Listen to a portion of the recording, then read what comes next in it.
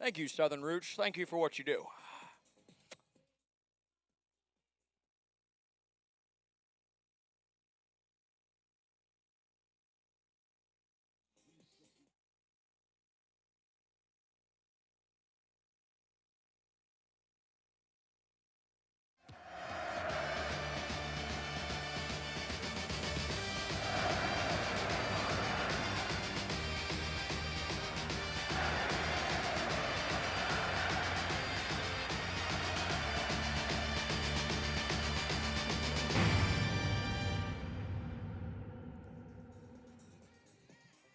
What's up, everybody? Welcome to Green and Gold Game Day on November 15th.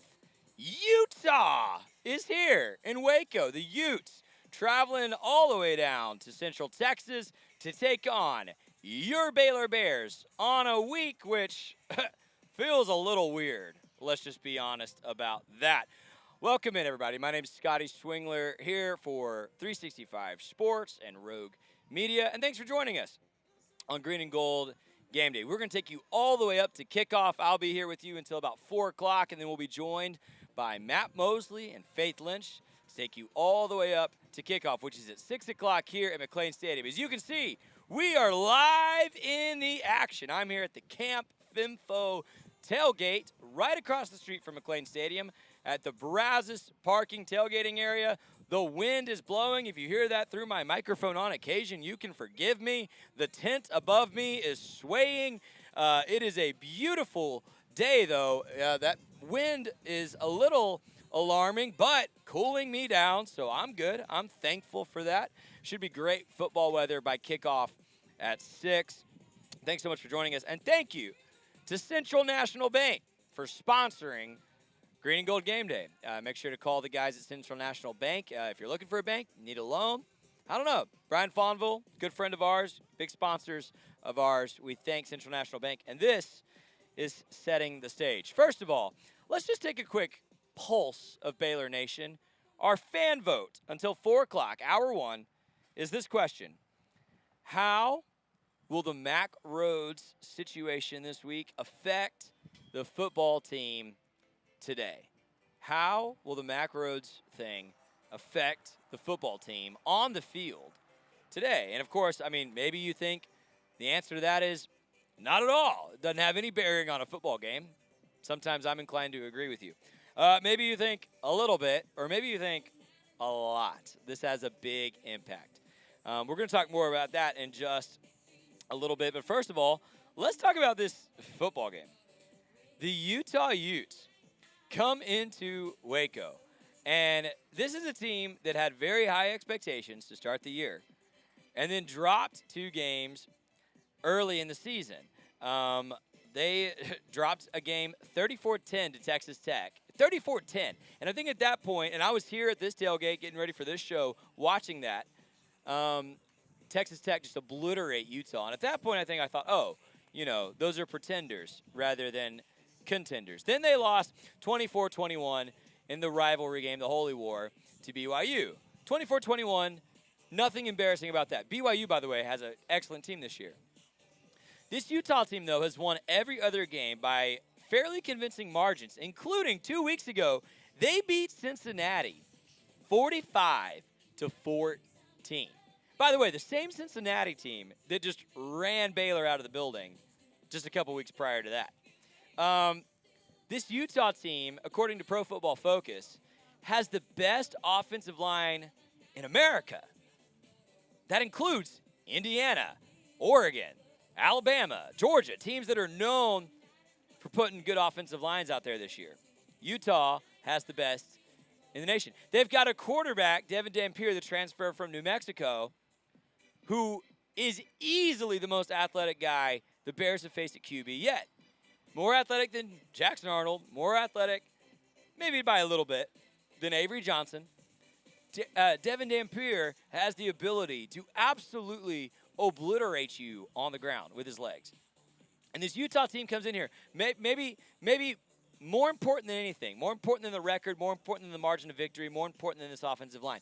This Utah team comes in here today, ranks number 13, 2 consecutive weeks in the college football playoff poll. Now, if you had told me preseason that a Big 12 team with 2 conference losses in early November would be 1 spot out of the top 12 in the playoff, I wouldn't believe you preseason. But that is what the playoff committee thinks of this Utah Utes squad. They think they're that good. Utah is likely going to miss the Big 12 championship game at Arlington. There'd have to be several weird things happen for them to make that Big 12 title game.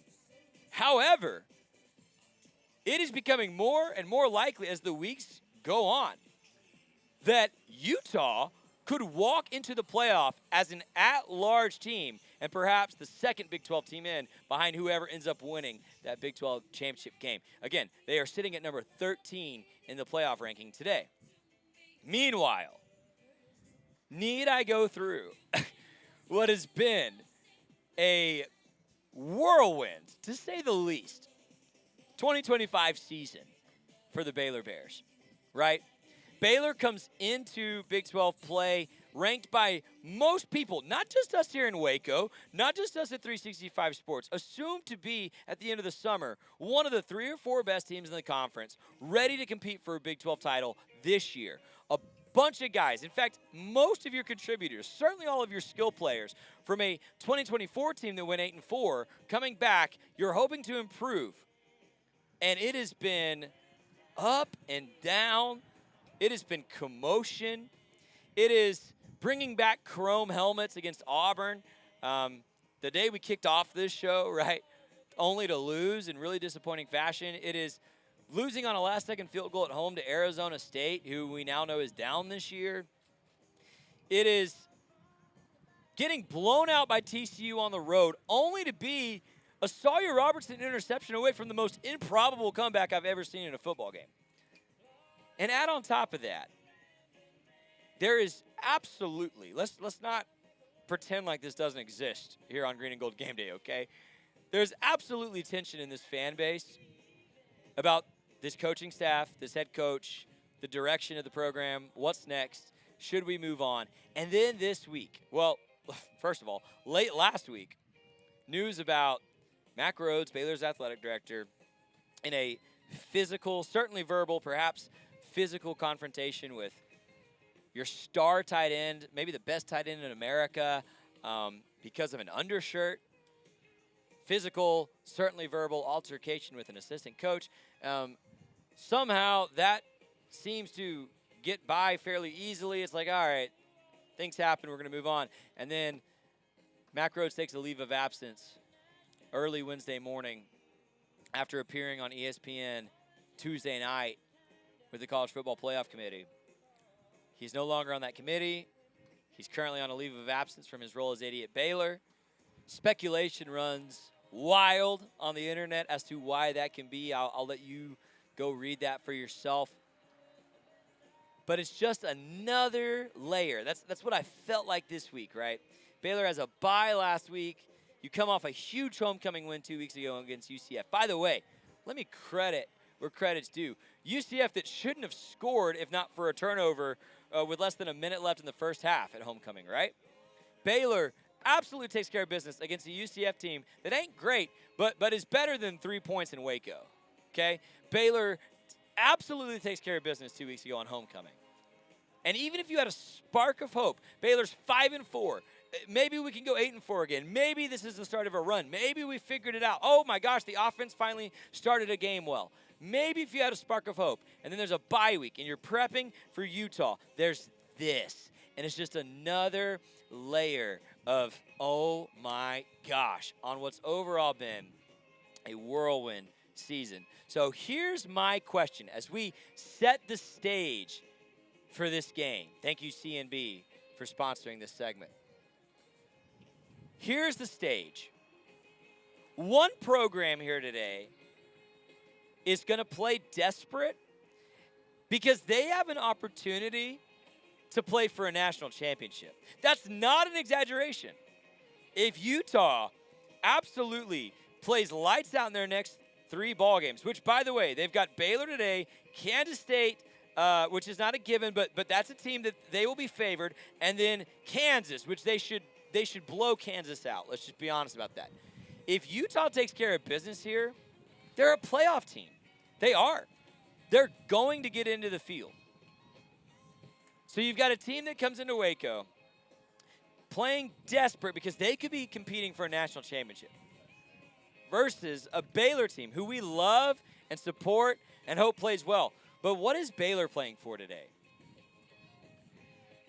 Playing to overcome obstacles. Here goes the tent. Sorry, very unprofessional of me. I got worried that was about to fall. We're going to be doing that all day, Kevin. Thanks to Kevin for running things in the trailer. What is Baylor playing for? A bowl game?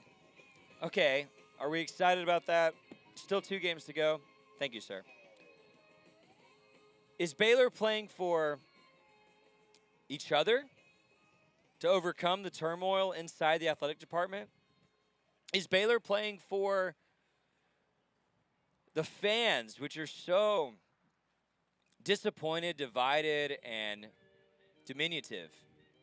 I don't know. I don't know. We're going to find out today what this Baylor team is playing for. Excuse me. The wind's blowing. Pearson, the wind's blowing. I'm struggling. It's okay. Allergies. We're going to find out what Baylor's playing for. And we're going to find out the character of this team. By the way, Jacob Redding said it after the loss to TCU, and I really appreciated that he said it. He said, we're going to find out what we're made of character-wise. Because at that point, he said, we're no longer playing for a Big 12 title. We're no longer going to reach the goals that we've set out for ourselves. It's time to see what we're made of. And listen, if nothing else, let me just say this for Baylor. Today is an opportunity. Because nobody, and I'm exaggerating, there's somebody, but realistically, nobody thinks. Can I say this while I'm wearing my Sailor Bear shirt, by the way? White out tonight, by the way, if you're still coming to the stadium, wear white. Nobody thinks Baylor's going to win this game. I'm just being honest. Like, I'm looking around at our friends here at the Camp Finfo tailgate. Southern Roots is over here, by the way. We love them. They sponsor this show. Nobody thinks Baylor's going to win this game. Certainly nobody nationally, and I don't really think anybody here in Waco thinks Baylor's going to win this game. Everybody I talked to this week, Scotty, how bad is Baylor going to lose by? Here's what that creates. It's an opportunity.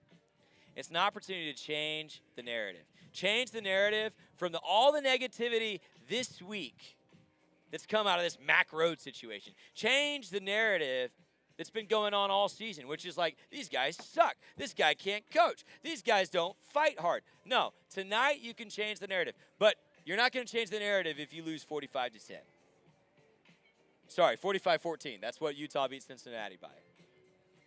Baylor has an opportunity to make a statement tonight, but they're going to have to play their best football. We'll talk more about that after we take a quick break. Stay with us. Thanks for joining us on YouTube. This is Green and Gold Game Day. I'm Scotty Swingler. Talk to you on the other side. Baylor Nation rolls along with Allen Samuels Dodge Chrysler Jeep Ram. Start with award-winning service and factory-trained techs. Then shop our new and used lineup. From cars, trucks, to SUVs, all makes and models. Running a business? We're your Central Texas headquarters for ProMaster vans, cabin chassis, and work trucks. For power and comfort, test drive the Ram 1500, the Motor Trend Truck of the Year winner again. Allen Samuels in Waco, proud partner of Baylor Athletics. Come by. Let's be friends.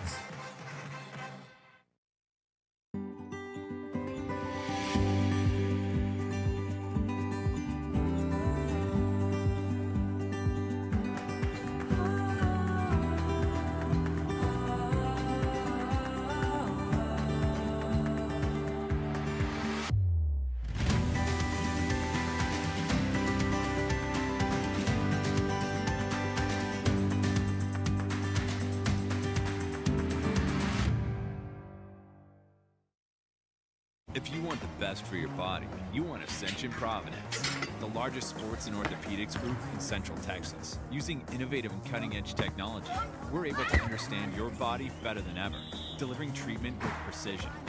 And with our fellowship-trained and board-certified doctors, you'll receive excellent care. Work with a team dedicated to your health, wellness, and safety. So you can perform at your best. Ascension Providence, caring for Texas families for over 120 years.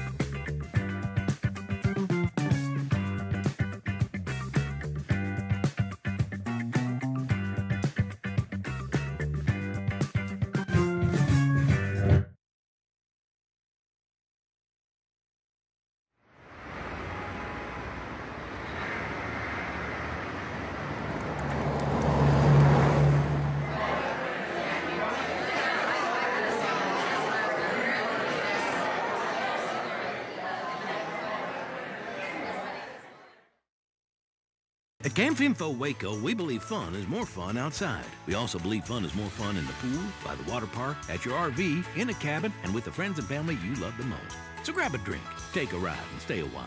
We think you'll discover that fun is more fun outside, too.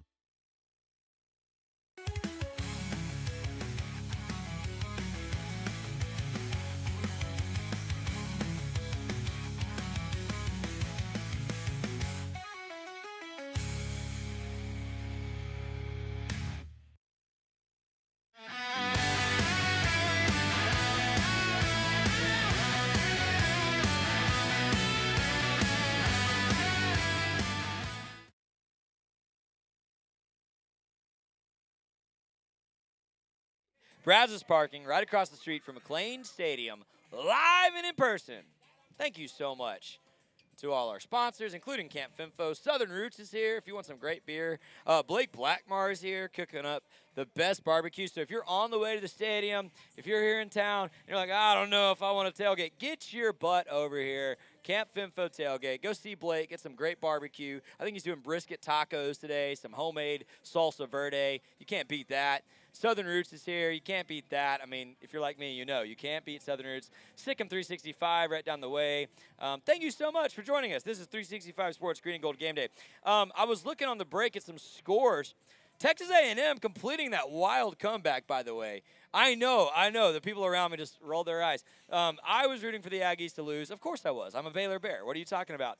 They complete the comeback against South Carolina, 31-30 final score there. Navy upsets South Florida. I almost called that on the Matt Mosley show this week, and I didn't because Navy had just gotten blown out by Notre Dame, and I didn't want to be embarrassed. They did it. So South Florida was ranked in the college football playoff rankings. They will likely drop out of that. I honestly think it might be North Texas, Pearson, that's next. North Texas might get that group of 5 kind of pole position now, which would be really cool for our friends in Denton. Clemson upsets number 20 Louisville, 20-19. Is Dabo Swinney saving his job? By the way, huge consequential score in the Big 12. Arizona beats Cincinnati, 30-24. That is huge for the conference race. That essentially means if BYU just takes care of business, we're going to get that Texas Tech BYU rematch in the title game. By the way, Tech up 21-0 over UCF. There was another score I saw here. Oh, Oklahoma's up 10-0 on number 4 Alabama, which I did not expect, by the way. I thought Bama was going to steamroll the Sooners today. If Oklahoma, now this is the beginning. 11:57 left in the second quarter. Plenty of time. Anything can happen. But if Oklahoma beats Alabama, again, we said it. These rankings are going to change dramatically. Texas and Georgia play today, so one of those is going to drop significantly in the playoff rankings. Alabama and Oklahoma are playing. One of those is going to drop. If Oklahoma loses, they're out of the top 12. If Alabama loses, they drop significantly in those playoff rankings, right? There's a lot that can change here. So Utah, again, coming into Waco with an opportunity to make this playoff. One of the shows that I get to produce every day is called The Pete Souza Show.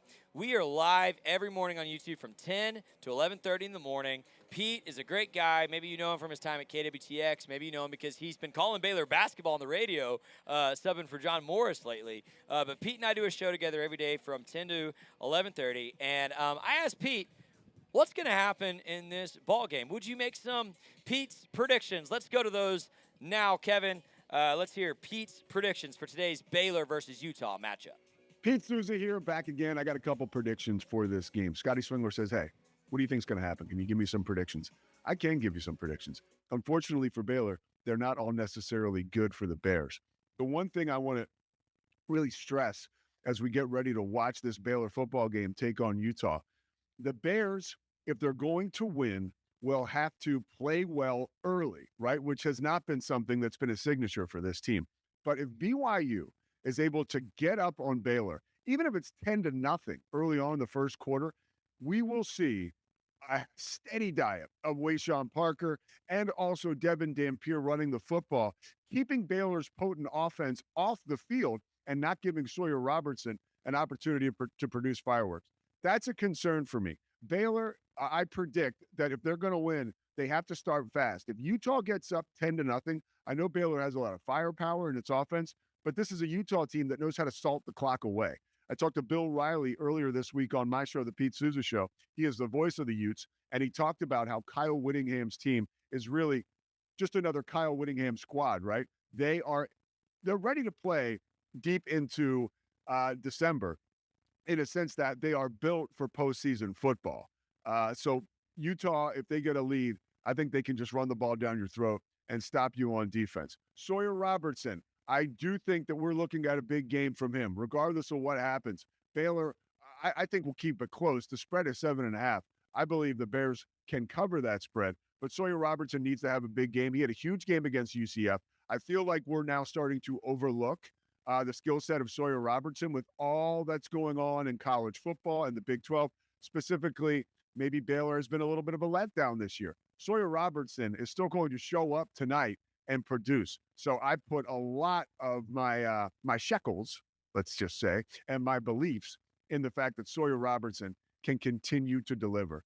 And one thing, and I don't like doing this because I love Baylor, but I don't know that we're going to see a real big game from Bryson Washington tonight. I just don't. I feel like Utah plays great run defense, and I think that could be something that keeps Baylor at bay running the football, putting a lot more pressure on Sawyer Robertson, but again, leading to more numbers generated by Sawyer Robertson. So I think I think there's some big opportunities here for Baylor, but I think ultimately Utah, if they get ahead early, I think it could be a really long day for Baylor just because of the way that the Utes play the game. But guess what?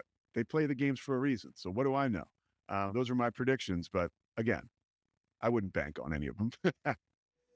I wouldn't bank on any of them. Why are we doing this segment, Pete, if we're just going to throw your predictions out the window? Your predictions are important. By the way, I agree with most of Pete's predictions. Actually, so Underdog sponsors Pete's show and Mosley's show. And I have to make picks every week for Underdog as part of this sponsorship agreement.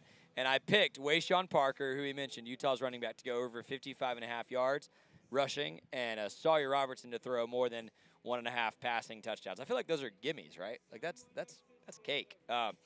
This is Green and Gold Game Day, and Pete's right. Here's the thing. For Baylor to win, two things are going to have to happen, and he highlighted both of them there. Sawyer Robertson is going to have to play pretty flawless football. I don't know if you saw this week. It was highlighted on ESPN's rankings of the top Power 4 quarterbacks. They ranked Sawyer 18th. And they noted that when Sawyer Robertson's QBR this season in any given game is over 75, Baylor is undefeated. And in all 4 of Baylor's losses, Sawyer's QBR is under 75. Now, here's what that does not mean.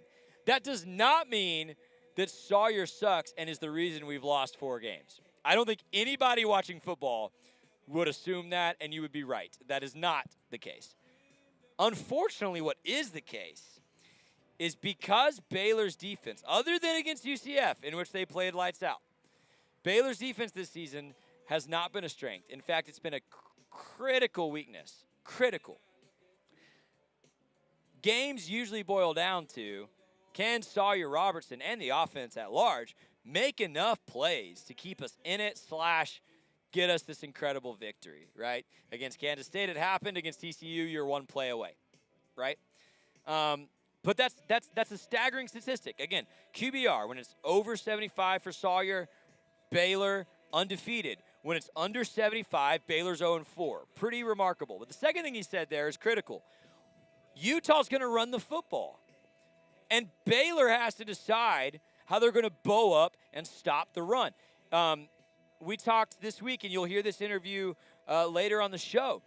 The voice of the Utes joins us and said, Utah wants to lean on you, be the bigger team, and run the football. Utah comes in with this very SEC mindset that they've got bigger, nastier dudes than you. They're going to lean on you and run the football down your throat. Baylor needs to show you what they have. Bow up, scheme up, and stop the run. I am not confident, friends and family, that Baylor can do that. But if Baylor can, watch out. Watch out. Because what Utah doesn't want is Devin Dampier throwing the football. They want to run it down Baylor's throat. And we'll have to see, as Pete said, will they or won't they? And can Sawyer Robertson make enough plays for Baylor to win this game?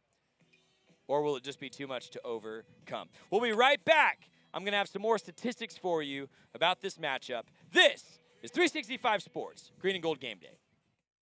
When Central National Bank decided to partner with Baylor women's basketball, we didn't know exactly what that partnership would look like. What brings you into the bank today? For the last couple of months, I've been noticing a charge on my account, and I would like to block it. I see. So you have a charge, Yes? and you'd like to block it? Yes. I think you should take the charge. What? Yeah, I definitely think you should take the charge. I don't think you understand. Sometimes you just have to take one for the team. Is there a manager available?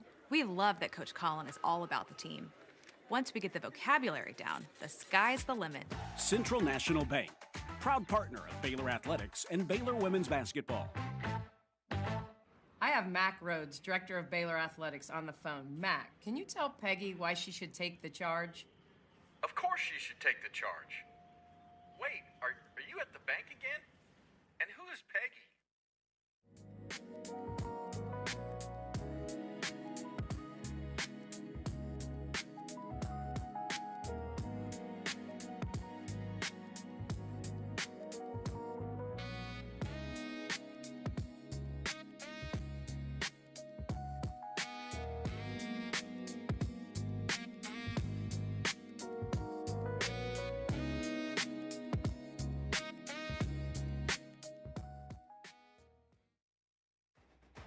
Falconberry Construction is now Gather & Co. Kitchen and Bath. Check out gathercoremodeling.com.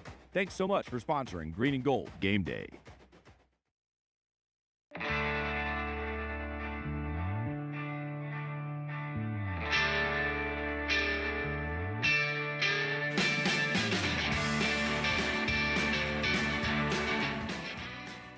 Welcome to a special edition of the Doomsday Podcast, coming to you from the Star in the players' meeting room with defensive coordinator Matt Eberflus. You now have two responsibilities this year that you didn't have last year, and that's being a first-time head coach and calling plays for Dak Prescott for the first time. But now we're doing something that we do annually. We get Stephen Jones's perspective on this football team and how it was built and what expectations should be.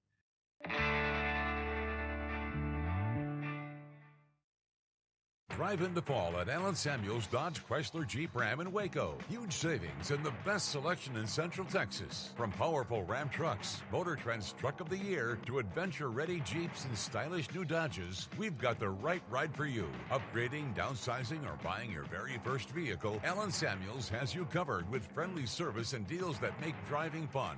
Don't miss the Drive in the Fall event, only at Allen Samuels. Come by. Let's be friends.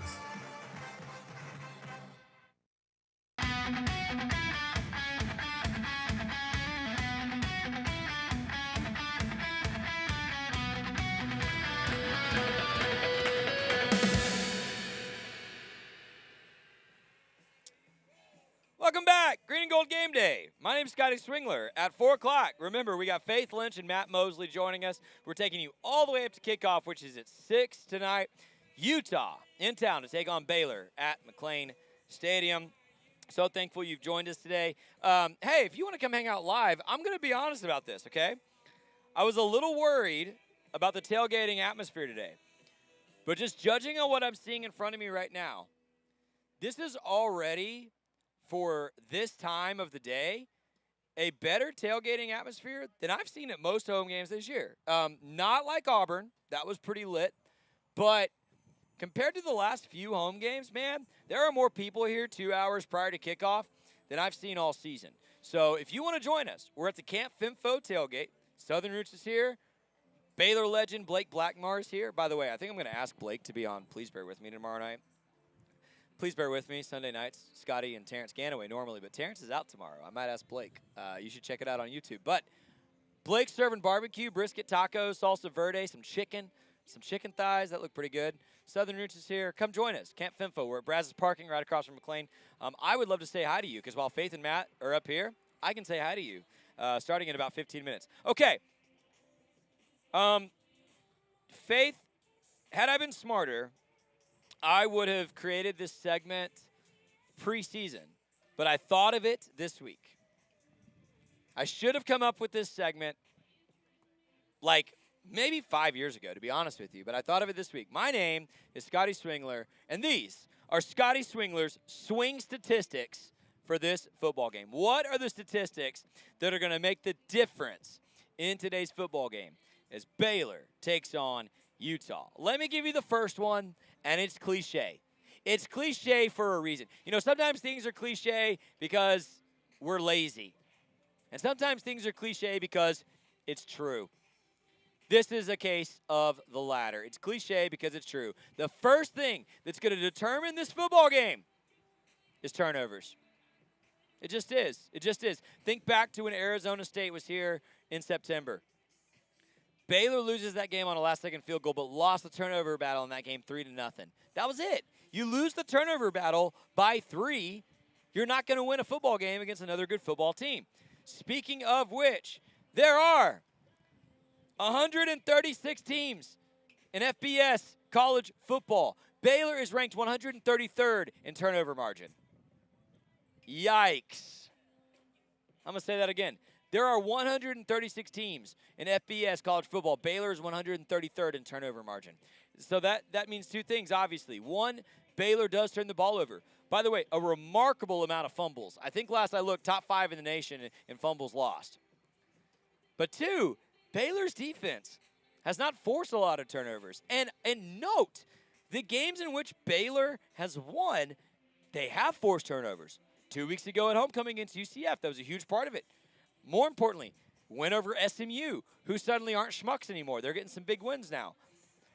SMU, Jacob Redding, interception in the end zone, changed the football game. Kansas State, Jacob Redding, pick 6, changed the football game.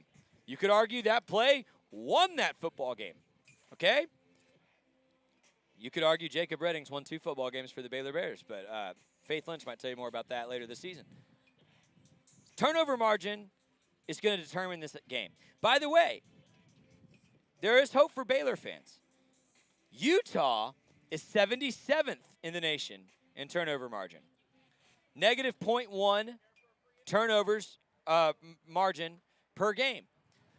So they're probably, I guess, 1 turnover under even in terms of turnovers lost and turnovers forced. Here's what that means. Utah is not a particularly disciplined team on the turnover front either. They're ranked 10th in the Big 12 and 77th nationally in turnover margin. So if you're Baylor, I hope you've been drilling this at practice all week. Go get the football. Force the fumble. Utah's going to run the ball. We know Utah's offensive line is going to get pushed. How do you immediately deflate that run game? Knock the ball out. Like, I'm not going to be upset if I see Baylor's defenders today, instead of wrapping up for traditional tackle, I'm actually not going to be critical if they're diving in with a fist trying to punch the ball out. It might lead to a big play for Utah. Also might force a turnover, lead to a big play for Baylor. Turnovers will define this game. Secondly, rushing yardage. Rush yardage today will be a swing statistic. It will determine the outcome of this game. Think about this. Utah is third nationally in rushing per game, 266.4 yards per game. That's the best rushing attack in the Big 12 Conference. Hello, Utah. Again, Devin Dampier, the quarterback, a really pivotal part of that. Wayshawn Parker, who was not the starting running back to begin the season. Last 2 games, over 100 yards. Baylor is 89th in the nation in rushing. Much of that, we know, because Bryson Washington's been struggling with injuries. That stinks.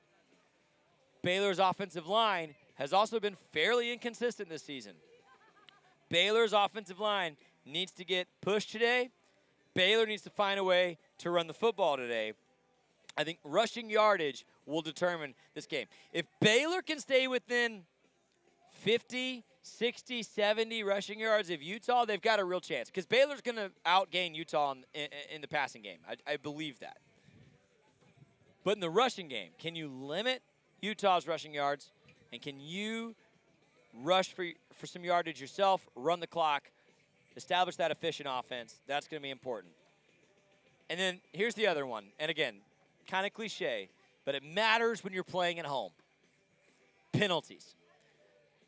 Baylor is actually better than Utah in this category.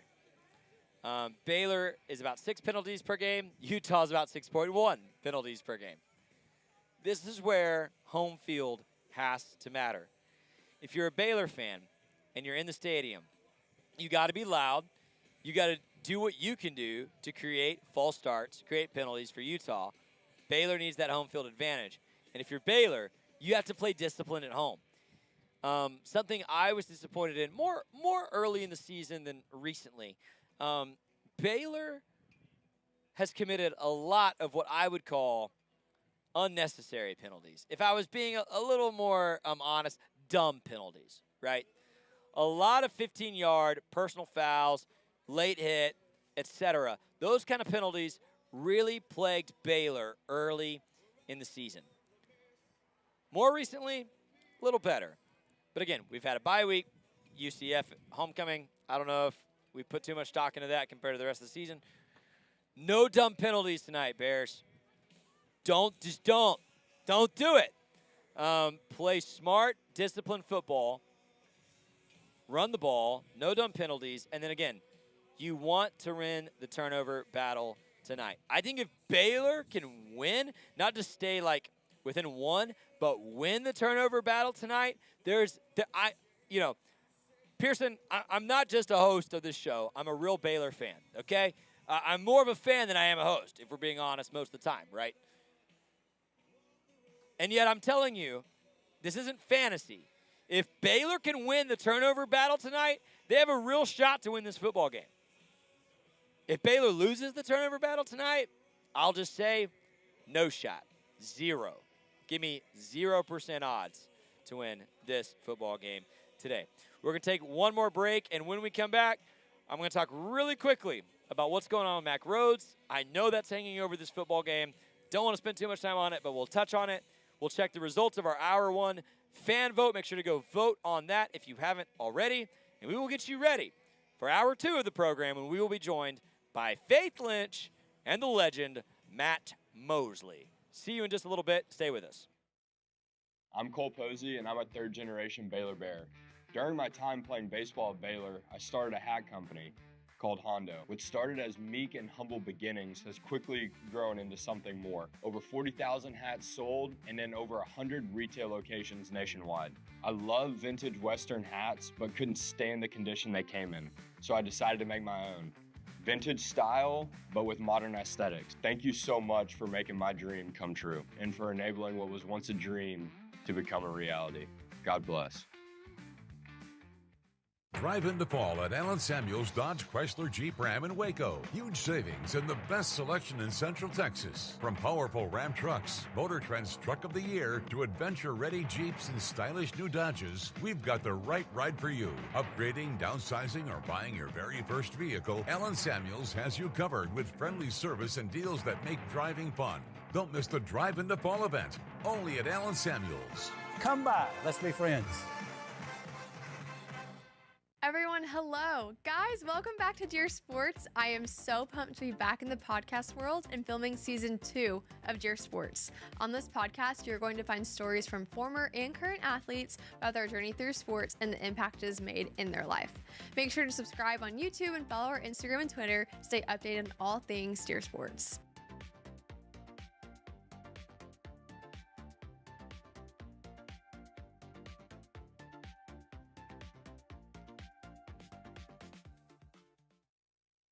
If you want the best for your body, you want Ascension Providence, the largest sports and orthopedics group in Central Texas. Using innovative and cutting-edge technology, we're able to understand your body better than ever, delivering treatment with precision. And with our fellowship-trained and board-certified doctors, you'll receive excellent care. Work with a team dedicated to your health, wellness, and safety. So you can perform at your best. Ascension Providence, caring for Texas families for over 120 years.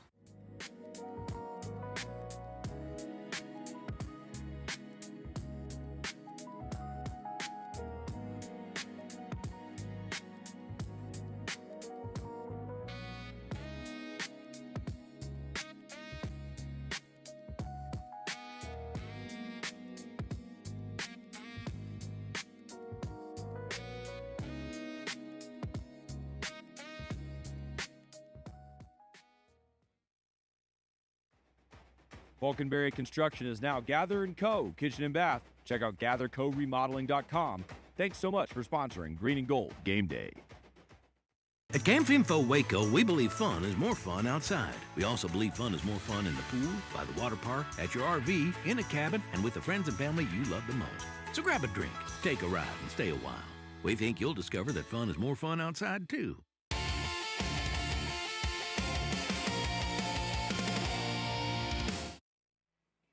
Welcome back, Green and Gold Game Day, 365 Sports. My name's Scotty Swingler. So happy to have you with us. We got about 4 minutes here before we take another break and get you to hour 2. Matt Mosley, Faith Lynch, legends, my friends, will be up here. And we will continue with our Baylor football pregame show, taking you all the way up to kickoff. Here's the deal. I don't want to pretend like this Mac Rhodes thing didn't happen. I don't want to pretend like we can just focus on football, because the reality is when your athletic director has not one, but like 2 kind of consecutive allegation PR things come out that are at best like bad rumors and at worst like damaging, not only to his reputation but perhaps the university. Thank you. Hey, we love our friends. Hey, if you want to join us live, you can come out to the Camp Finfo tailgate. Come see me, Faith and Matt. I don't want to act like this isn't hanging over all of our heads today or the football team, because it is. It is. I've talked to a lot of people this week, a lot of people who love Baylor, a lot of people who work for Baylor, a lot of people who support Baylor. And everybody's just kind of bummed about it. Everybody's discouraged. And I would say there is a way forward, and it starts with this. And I don't mean to get preachy. I don't mean to get trite. I think it starts, A, with praying for Mac Rhodes and his family and the athletic department, decision makers at Baylor. I think it's so easy to be reactive. And sometimes when we're reactive, our first instinct is to go to Twitter or our text messages. And not to give you advice for how to live your life, but if I'm giving myself advice for how I would like to live my life, maybe instead of being reactive, we be responsive and we go pray about it. If Baylor is who we want it to be, if Baylor is who we think we've been at our best, I think that's a proper response. And then B, it is Baylor's job to own it, be accountable, and make the right decisions as to what's next. I did put up the Hour 1 fan poll just a second ago. Here it is. How is this Mack Rhodes thing going to affect the football team? Let's see those results. I'll be looking with you. Not at all. 51%. I love your optimism. If you said not at all, you are an optimist. You are already praying this week. I love you. A little bit, 30%. That's probably where I would be if I were voting. I think it'd be crazy to think this has no effect, but you hope that there's a strong enough culture in the building that it doesn't have a lot of effect. And then a lot, 19%, and it might, Thank you to those of you who voted on that. Really appreciate you. We will have another poll up for you here in about 3 minutes. Speaking of 3 minutes, we need to take a break. It has been lovely being here with you on the tailgate hour of Green and Gold Game Day. My name is Scotty Spingler. Once again, come join us live. We're at Camp Finfo Tailgate. Blake Blackmar's here with barbecue. Southern Roots is here with beer. There's a party going on. Sick'em 365 is next door watching all the games. This is the place to be. Wear white, come out. If not, stay with us right here on YouTube. I'm going to get up. We're going to get Faith Lynch and Matt Mosley up here, and we'll be right back with you to break down all the things before Utah and Baylor here at McLean Stadium. We'll see you in just a second. This is Green and Gold Game Day.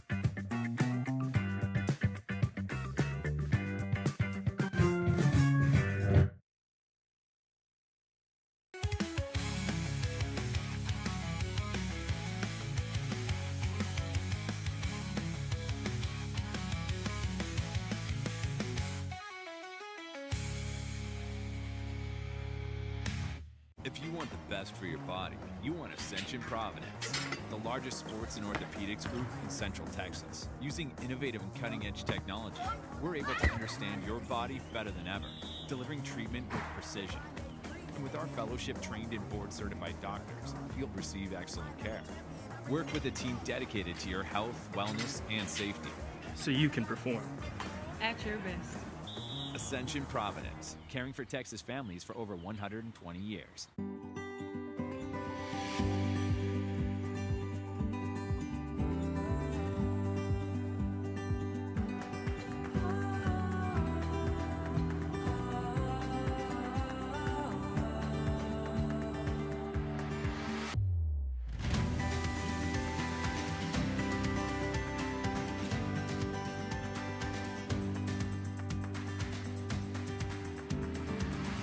When Central National Bank decided to partner with Baylor women's basketball, we didn't know exactly what that partnership would look like.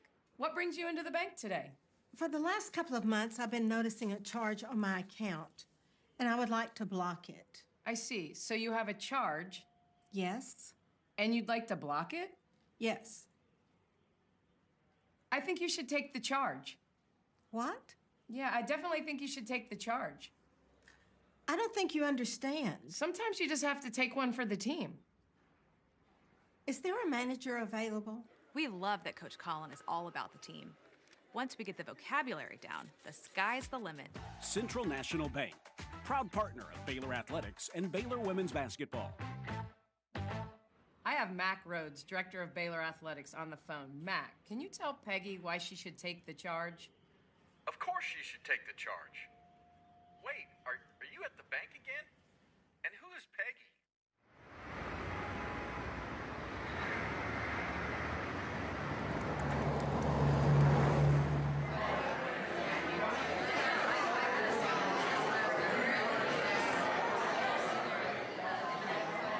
At Camp Finfo Waco, we believe fun is more fun outside. We also believe fun is more fun in the pool, by the water park, at your RV, in a cabin, and with the friends and family you love the most. So grab a drink, take a ride, and stay a while. We think you'll discover that fun is more fun outside, too. If you want the best for your body, you want Ascension Providence, the largest sports and orthopedics group in Central Texas. Using innovative and cutting-edge technology, we're able to understand your body better than ever, delivering treatment with precision. And with our fellowship-trained and board-certified doctors, you'll receive excellent care. Work with a team dedicated to your health, wellness, and safety.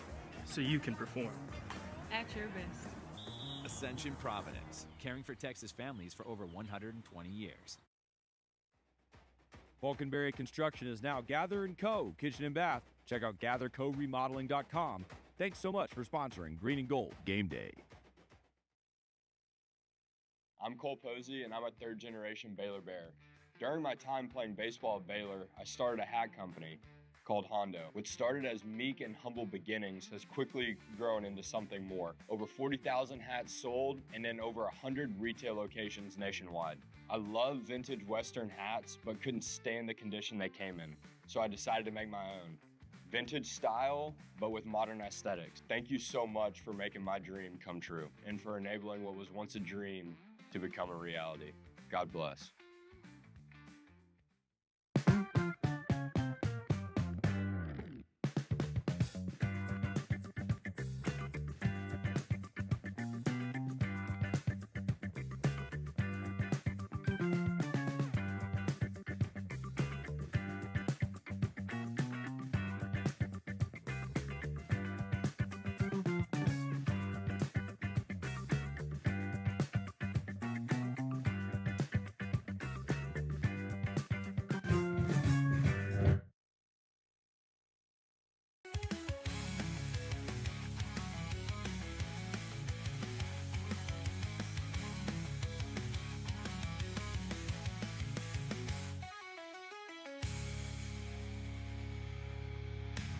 If you want the best for your body, you want Ascension Providence, the largest sports and orthopedics group in Central Texas. Using innovative and cutting-edge technology, we're able to understand your body better than ever, delivering treatment with precision. And with our fellowship-trained and board-certified doctors, you'll receive excellent care. Work with a team dedicated to your health, wellness, and safety. So you can perform at your best. Ascension Providence, caring for Texas families for over 120 years.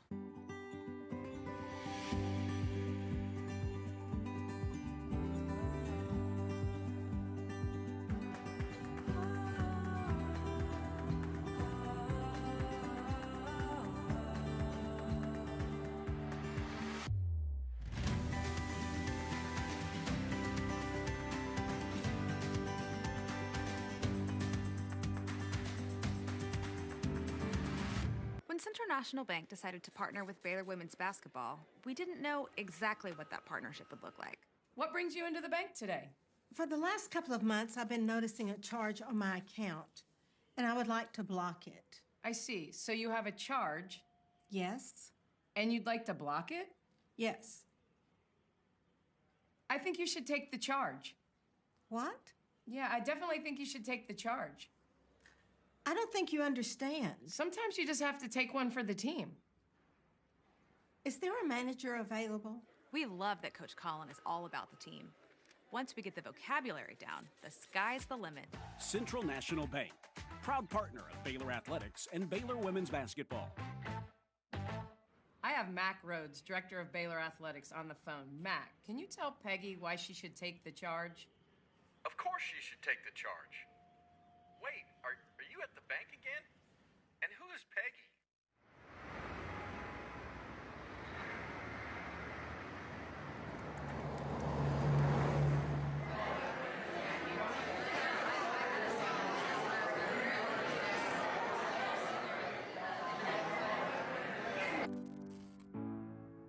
.365 Sports.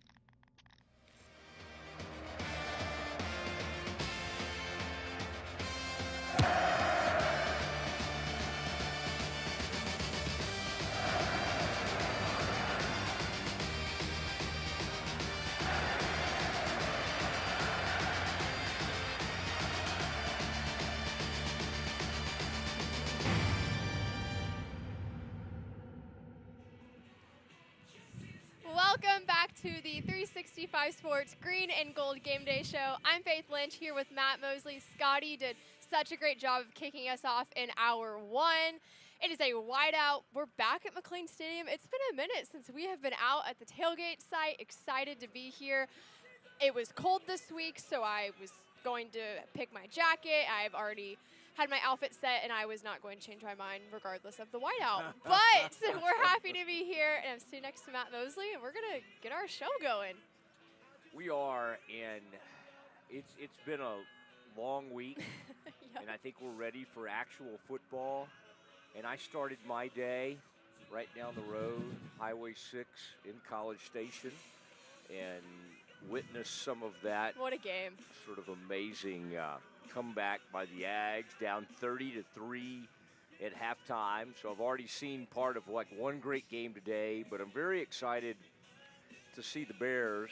And this is a lot of there's so much on the line tonight, and I think Utah has it. I had this weird thought today. I was like Baylor's 5-4, and I started thinking like, wait, how many of those were conference losses? And I was like, well, only 2 of them. Yeah. Right? Yeah. I mean, so Utah's sitting here, and the whole thing is Utah's 13th in the college football playoff. Like, it's very, very strange. Like, and I don't think Baylor's going to run off 3 straight wins. But if we just can focus on tonight, why in the world? One thing I was trying to make myself sort of feel better about this week was like what is Dave Aranda's like superpower? And he's got a few. He's got a couple that are very kind of interesting. And one is his ability. Sorry. All right. Now, one of it is his ability to focus, unlike mine. We've got major wind out here. Yeah, we're fighting the elements a little bit. And if today. you're wondering why Mosley's in the shadows, some of the beautiful lights that are generally on us have fallen as we speak. But we're fine. We're okay. I think mainly what Scotty's concerned about is just our well-being. I don't think really the product is his main focus. I think he's just like, are they going to be okay? But I love our crew.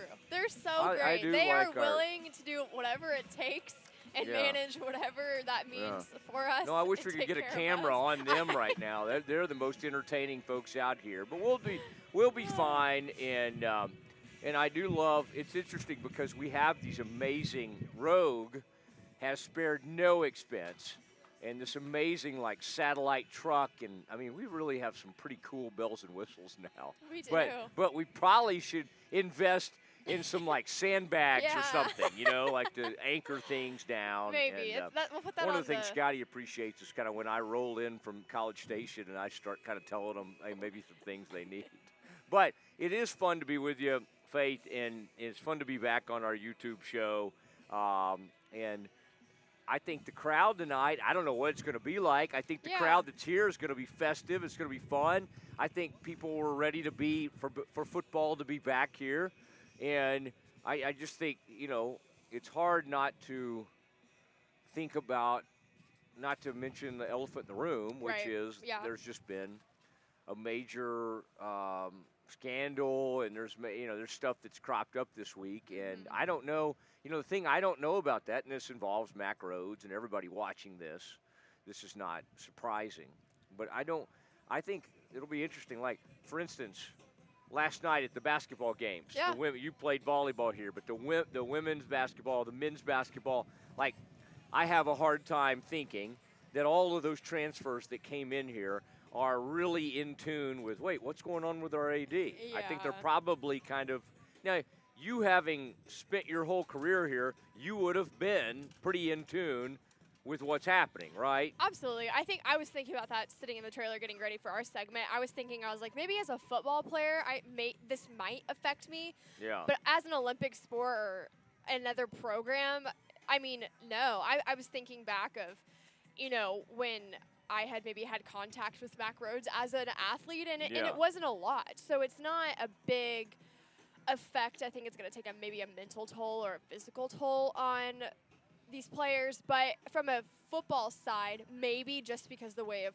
football and college athletics is trending, is you're seeing a lot more NIL, a lot more ADs being more interactive. So maybe, but I don't think our first hour poll showed that of 50%, 51% said no, it's not going to affect our players. Yeah. You know, I was just talking to a former player about, in fact, Blake Blackmar, and you and I just were sampling some of his wares. So good. A hush puppy, a brisket hush puppy is something that everybody should try. I'm just sitting here, and part of what we do, and I think we'll get into Mosley's mind, but we don't need to get there too quickly. But part of what we do before these games is kind of get just a lay of the land and kind of an assessment of like what this is going to look like tonight.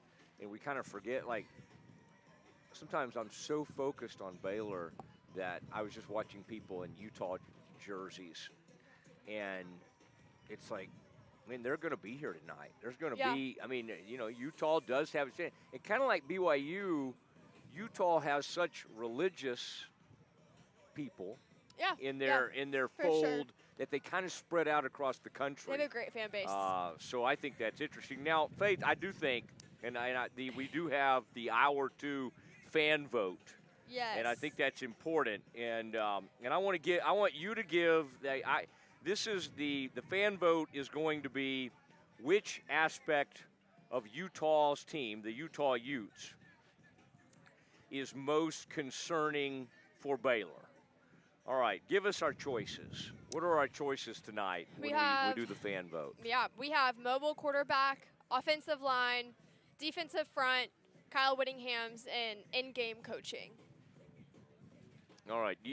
Is there anything? The problem is those choices, there is a chance that Utah could blow the Bears off the line on both the offensive and defensive front because that's how they're built to play. And Utah has gotten back to being Utah this year. Yes. And while they've had a couple of setbacks, one against BYU, one against Texas Tech, you know, one of the things they do is they are really, really good up front. So I have a hard time picking between those two, but I mean, I think the easiest choice to make in that, we love our fan votes and we look on YouTube and we usually have a lot of participation there, but how can you not, when you've watched the mobile quarterback frustrate and hurt the Bears all season, how could you not think the mobile quarterback would be the most concerning?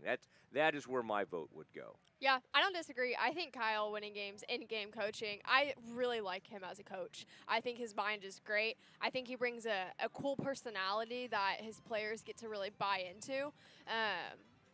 So I think that is a good compliment to the mobile quarterback. Yeah.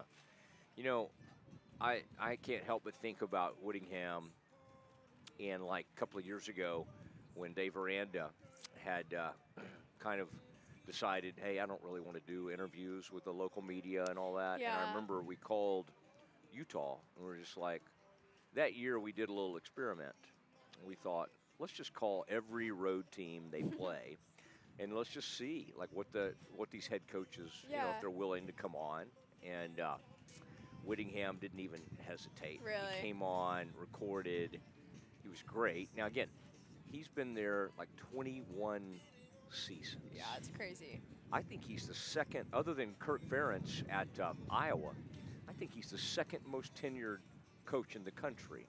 And part of their identity, and when I talked about all that stuff in the trenches, is just the toughness that he kind of exudes. So when you talk about him, and when you look at Kyle Whittingham, it doesn't, you know, he's an older coach. He's probably 63, 64 years old. And Scotty Swingler loves an old coach. He was trying to get Baylor. When Baylor was thinking maybe they might have to make a change, he was, I think, wanting a 66-year-old coach. But Whittingham's that guy. Yeah. But he's been doing it a long, long time. And it'll be interesting because every year it's like, is he going to keep going? Yeah. They have a successor ready on their team. Morgan is his name. He's the defense coordinator, and he's been with Whittingham for a long time. Whittingham goes all the way back to Urban Meyer. And so they were together. And so, anyway, there's some things. So, by the way, this is part of, since the camera seems to be on me, this is part of Mosley's mind. Yeah, we can start sharing. that. Let's get into Mosley's mind. And you get to talk about one of your favorite places to eat after a good Baylor game, and that's Brazos Landing. Oh, man. I could see Brazos Landing tonight just kind of keeping things open a little bit, and just kind of and just knowing that Mosley might like the. We have people, we have observers. I love some of the bang bang shrimp. Some of the great seafood items. We need some bang bang shrimp on set, I think, next time. It's beautiful. Can we make It's that a great. request for last home game, bang bang shrimp? From Brazos Landing. I think we should make that Yeah. happen. I need to You know, try and, like, this bang bang our shrimp. we have famous parents and grandparents. Well, actually, you have incredible. And we have a lot of connections, you and I. But a lot of times when they celebrate, when they have big celebrations, and when the fraternity brothers get together in our family, they do it right over there at the Brazos Landing. And part of that is just a beautiful view. And really, when I talk about the Brazos Landing, to have kind of that thought bubble that, it's right over here, that comes up, I love that. I love the look of it. And by the way, I know this wind. Yeah, I know it bothers some people. I love it. Because I just love a good stiff wind. Maybe that's what. By the way, today I was with the Aggies earlier today, Faith. Oh boy. As we do Mosley's Mind, Yeah. and I love the quarterback was struggling in the first half, and he throws this horrible interception, and the people on TV were like, it was really windy down there. Oh my gosh. Like of they were course blaming they it on would. the Of wind, course and they would. he threw. Oh gosh, Scotty, by the way, has had to go get him a plate now. He's very jealous of our hush puppies, and what he loves is a good side. I mean, one of the things when I'm talking about Brazos Landing, that trio of the mango salsa, the guacamole, and then the queso, the Blanco queso. It's a good lineup. Yeah, one time we had the young Posey, Scotty, and I could not keep those youngsters focused on the game. It's just like ordering everything in sight. It was like they were, we appreciate you coming by, sir. Love a good long neck out here. Love to have one. No, I'm just kidding. But, man, what a night it's going to be. And one of the reasons I've been up and down the road is because, and Faith, your parents participated in these because you were a part of Pi-Fi, as I recall, back in the day. And so they would have Pi-Fi Parents Weekend. Yes. So this was Tri-Delt Parents Weekend Oh, boy. in College Station. Oh, boy. All right. And, yes, that is for people that are just new to the Mosley Show or the Green and Gold Game Day show. I lost a child to A&M. I know that sounded really bad. I no, know. she's Well, great. it was She's doing brutal. fine. I know. I needed to complete that sentence. But anyway, she's doing great, and she is a student at Texas A&M. But we were down there having a big time there and they have something they have like a fake sing that we did last week, like a song fest or something like that. But let's do a little Mosley's Mind. Here's what I'm thinking. You and I started off the show by talking about, like, what does this team know? What is this team even thinking about in terms of, like, what's going on with everything behind the scenes? And the answer probably is not a lot, although team leaders like Sawyer and Cameron and those guys know. And, I mean, this tight end was involved in one of the things that have kind of led to this moment in Michael Trigg. So I think with social media being what it is, and the national nature of that story, that he had to step down from the College Football Playoff Committee, it is on people's minds. One of the things I started to hit on earlier was, though, Matt, Dave Aranda, when most people are sort of like totally kind of fudging a little bit when they say, I don't read anything. I don't know what you guys are writing. I don't know what you guys are saying. The Bill Parcellses of the world, like a lot of the great ones, they knew everything. Matt Rule knew everything that was said about his program. Yeah. Aranda's not that way. Yeah. And he, in terms of, like, does he have his ear to the ground? Is he hearing this? Is he hearing this? When Dave Aranda answers a question like, I know why you guys would ask that. I know why you guys was asking, but we're not really talking about that. That is one thing he's really good at doing, is keeping things like that. So the conversations I've had even since I arrived around the tent and around where our set today have involved all the things going on with Mack Rhodes. Yeah. But the players know they have a job to do. And, you know, what's crazy is when I listen to Sawyer, oh, goodness, guys. Oh. Yeah. Yeah, that was, I wish I could have given him just a little more head start. We might need someone to come out from the truck to just help our man just a little bit more. Yeah, we had a timber moment there. But the good news is I think we're still on camera. We're fine. We're fine, but our monitor just. You know what? It's okay. We're close. Yeah, well, you and I are close. Yeah. But we also, this is bringing us closer together just to have. I mean, the thing is, we do have a lot of beautiful equipment out here. We just do not seem to have it like anchored down right now. But no, I'm tracking the point you're making here. yeah, which was no. But I think Dave's going to do a good job of keeping this separate. And I also think, okay, here's what Sawyer said that grabbed my attention this week. Was we finished, because when I hear players talk, that means I think that's what coaches are saying to them. Yeah. And what he was getting at was we had a great feeling at the end of last year with that 6 games in a row. We have a chance to finish in a real strong manner here, and it could even, they honestly could finish 8-4 if they win these last 3 games. And his point was, we think we could go out and replicate what we did last year. And I think sometimes as fans and media, we have a hard time going, it's like, where's the hope? Like, they don't really have a chance in the playoff. They probably don't have a chance to win the conference. Where's the hope?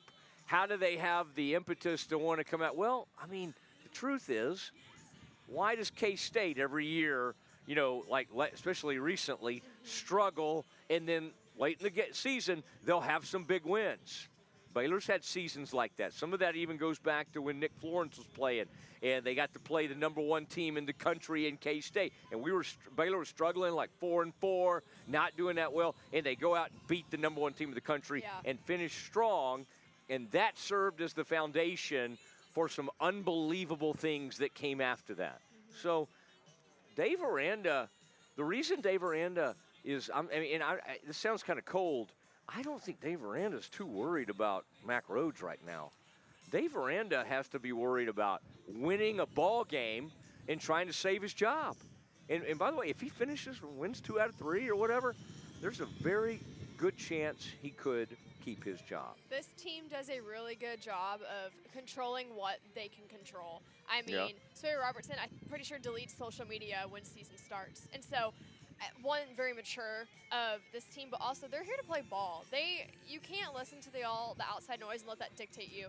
You respect your coach, you respect your athletic staff, and then you go and you do your job. You know, these guys, they want to play college football. They're here for a reason. So they're going to go out and do their job, and they're going to do it well. So they're going to turn off the outside noise and go play ball. You just beat UCF on homecoming. Great job. Coming off of a bye, you should feel rested.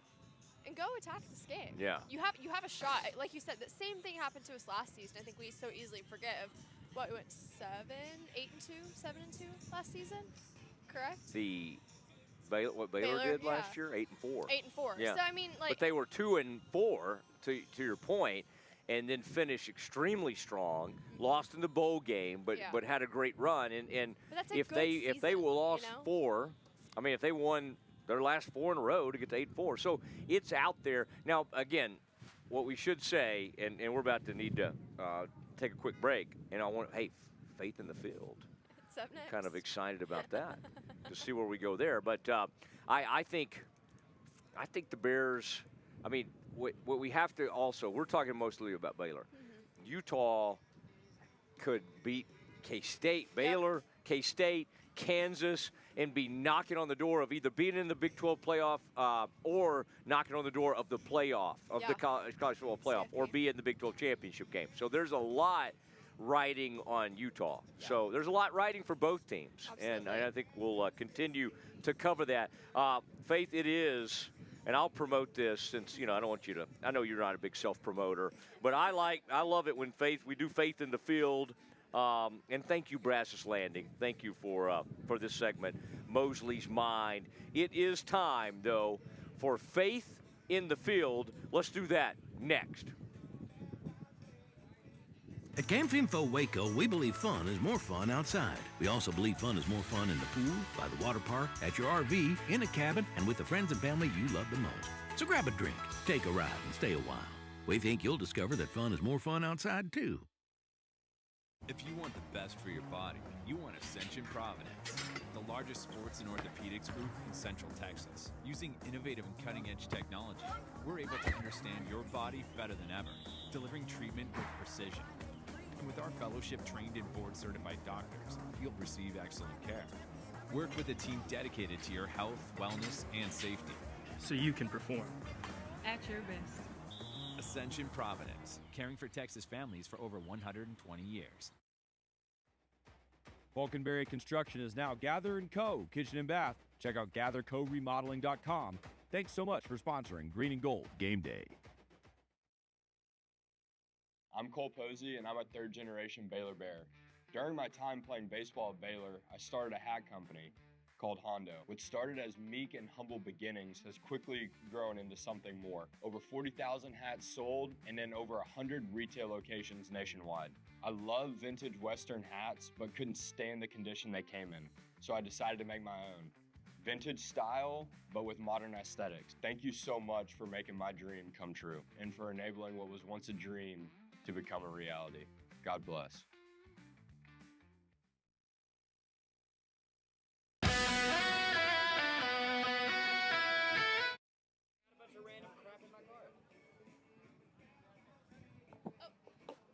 Oh, yeah. It is the Green and Gold Game Day. Always great to be back with you. The thing I love about the YouTube is it's kind of relaxed, and I'm fine. I'm fine with that. Now, our KWTX partners, if we were on right now, they'd probably be like mad at us or something, but that's fine. Faith and I were just visiting and having a nice visit out here, and it's been a busy week. It's been a chaotic week for Baylor. The good news about this, Faith, is that unfortunately, with what Baylor's dealt with over the years, I have some experience because one of the first big stories that I covered for the Dallas Morning News was a scandal back in 2003. Yeah. And I can say that was horrible. The one 10 years ago was horrible.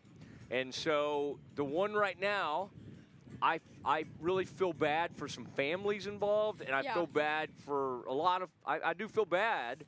But Baylor's going to be okay. And what I'm reminded of is that Baylor's bigger than an AD or any administrator or any coach, really. And, it survives these things. And, I mean, I look over to my left, and I saw some of the guys at 365, and I saw them over there, and it was kind of like there was some, everybody's gathering in hushed tones. Like, hey, we've dealt with stuff before, and we'll come out on the other side. Now, we hate it for people, and I do want to show empathy, and I hate it for Mac. I don't like it for his family, and praying for them, even kind of separate of Mac in a sense. Yeah. And I'm thinking about other people's families. So I think that's refreshing. That's refreshing, though, because, I mean, I first year covering football season, and so – what a crazy door I've walked into of, we're in the Heisman college football playoff conversation, and now we're dealing with the scandal all in the course of 2.5 months. And so I'll be honest, when I heard the news break, I was kind of sick. I was like, this is not fun. I was a young Baylor fan, and I'll kind of talk about that in my Faith in the Field segment, but I don't really remember a whole lot of, obviously previous scandals because I was young. I was focused on playing club volleyball. That was not my main focus. But now covering it sucks. It's not a fun feeling when you're seeing your school in the spotlight in these circumstances. But you're correct in saying I think Baylor is bigger than maybe an AD or some head coaches, and it's refreshing. But that makes my Baylor heart feel good because it's hard. It's been definitely an uneasy week, I think, for Baylor fans. But it's a Saturday, it's a whiteout game, a PM game, which I think people are really thankful for, not to have an 11 a.m. Game this week, but we get to play football today. I don't, this is when you said that earlier in the show, was the first time I knew it was a whiteout. I had no clue And I think I've just been so focused on all the peripherals that.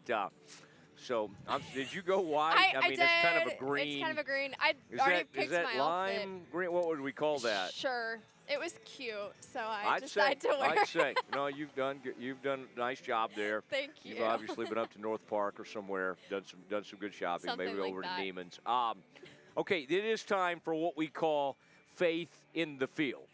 And Faith has had some incredible stories this year. Josh Cameron, the one on J.J. Joe, I loved, and because I love that family, and I love J.J. so much. And so seeing you kind of report on these things and talk about different things are great. But I'm anxious to kind of see where you want to go with this today with Faith in the Field. And sometimes Faith will bring perspectives in the sense of like, that she played here, played volleyball, and so can kind of speak to things from a former college athlete. The only thing I'm disturbed by the way, right now by the set is that like we have people like in Longhorn gear here. Like I don't think that really it has any place.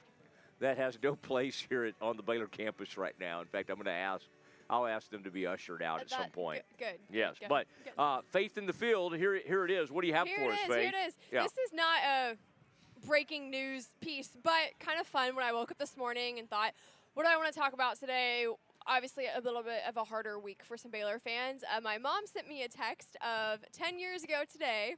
It was 2015, and College Game Day was here for an OU game. And my family and I were front and center on the screen, College Game Day, blackout. It was so cold outside.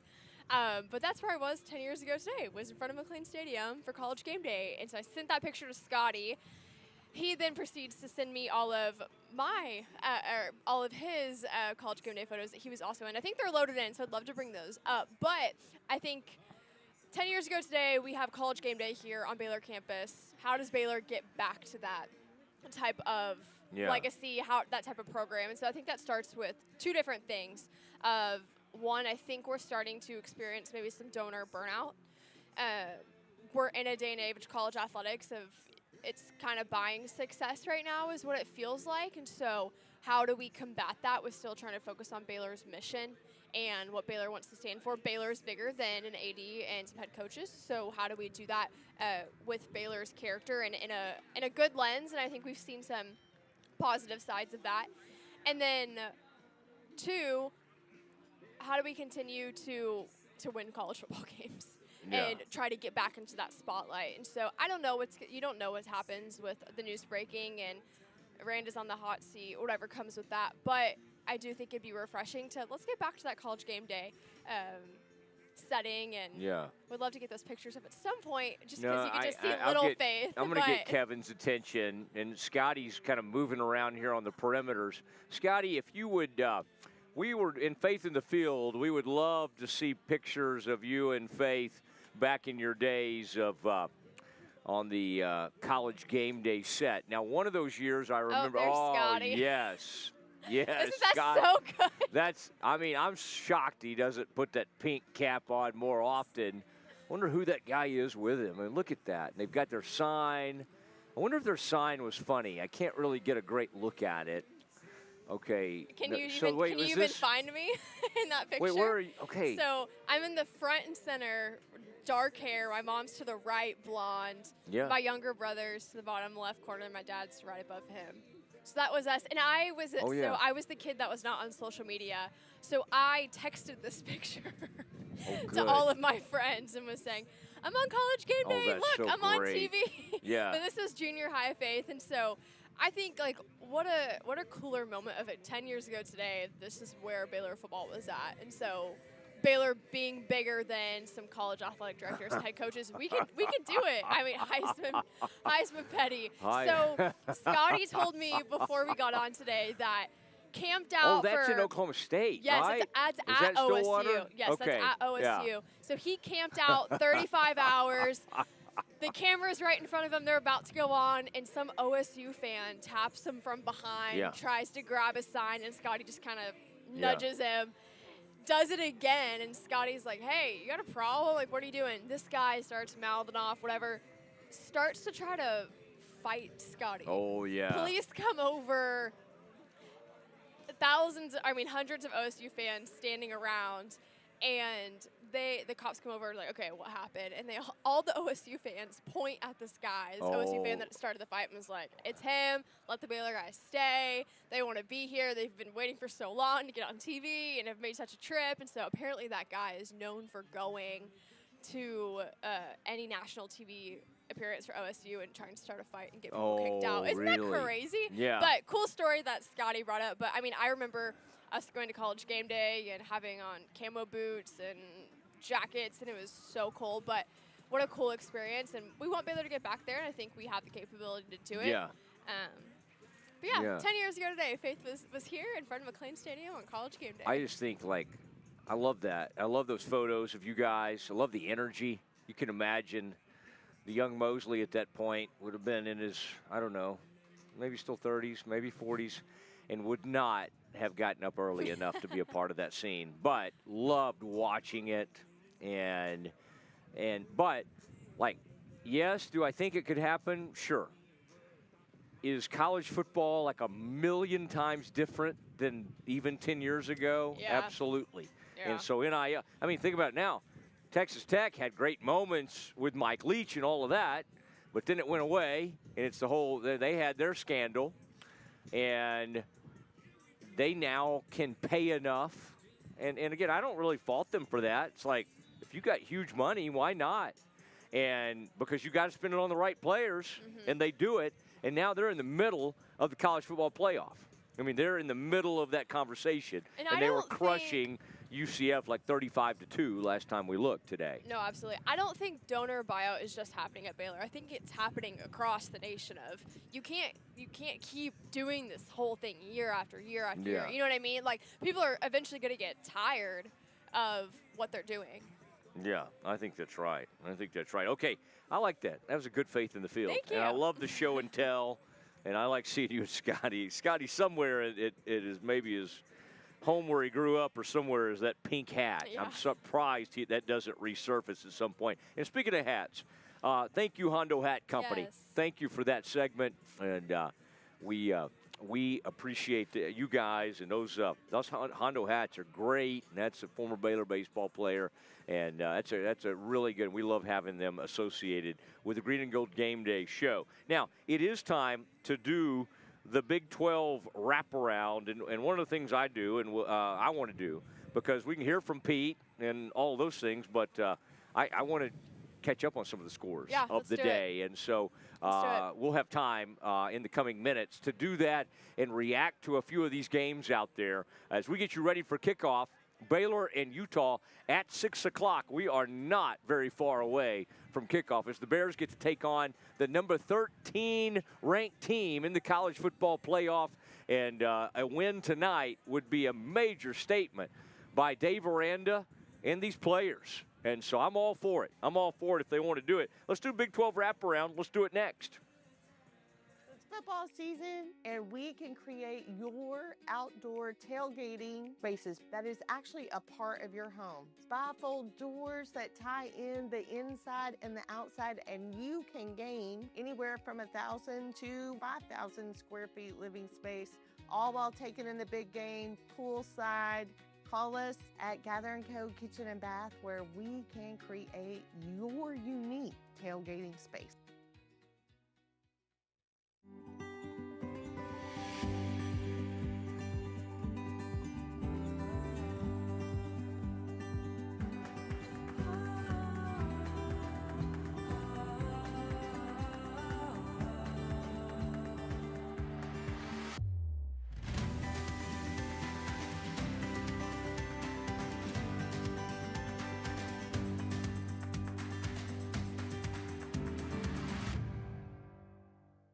If you want the best for your body, you want Ascension Providence, the largest sports and orthopedics group in Central Texas. Using innovative and cutting-edge technology, we're able to understand your body better than ever, delivering treatment with precision. And with our fellowship-trained and board-certified doctors, you'll receive excellent care. Work with a team dedicated to your health, wellness, and safety. So you can perform. At your best.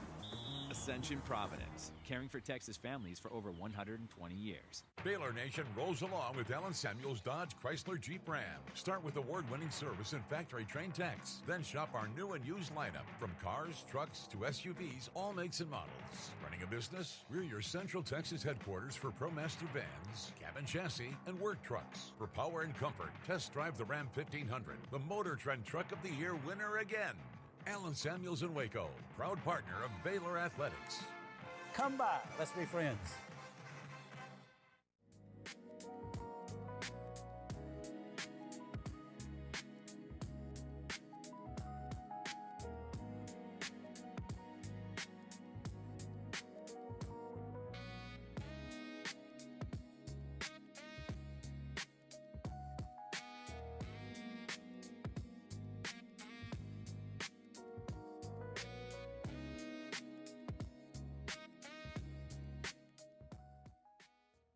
Everyone, hello. Guys, welcome back to Deer Sports. I am so pumped to be back in the podcast world and filming season 2 of Deer Sports. On this podcast, you're going to find stories from former and current athletes about their journey through sports and the impact it has made in their life. Make sure to subscribe on YouTube and follow our Instagram and Twitter to stay updated on all things Deer Sports.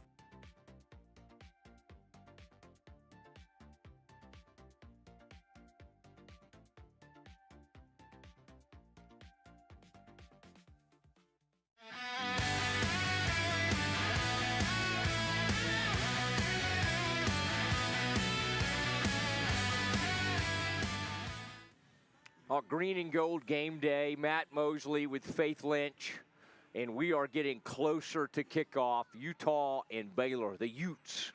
And Utes need this one. They got Kansas State next week, then Kansas, and if they win out, man, they're right in the middle of things. This is the time of the show. We do a little Big 12 wraparound. We look at some of the scores of the day. We'll look at some of the national teams out there too. We look at Indiana. I was in College Station today to see the Aggies with a unbelievable comeback. And Faith, that was 30-3 at halftime. That's crazy. I was Kinda, watching it. you know, Aggies don't boo their own, but it was kind of embarrassing and kind of weird. And this was, I don't know if it's a Heisman moment because, like, if you're the reason the te's way down, and you pull them out of it, it is good, but I don't know if it's totally Heisman.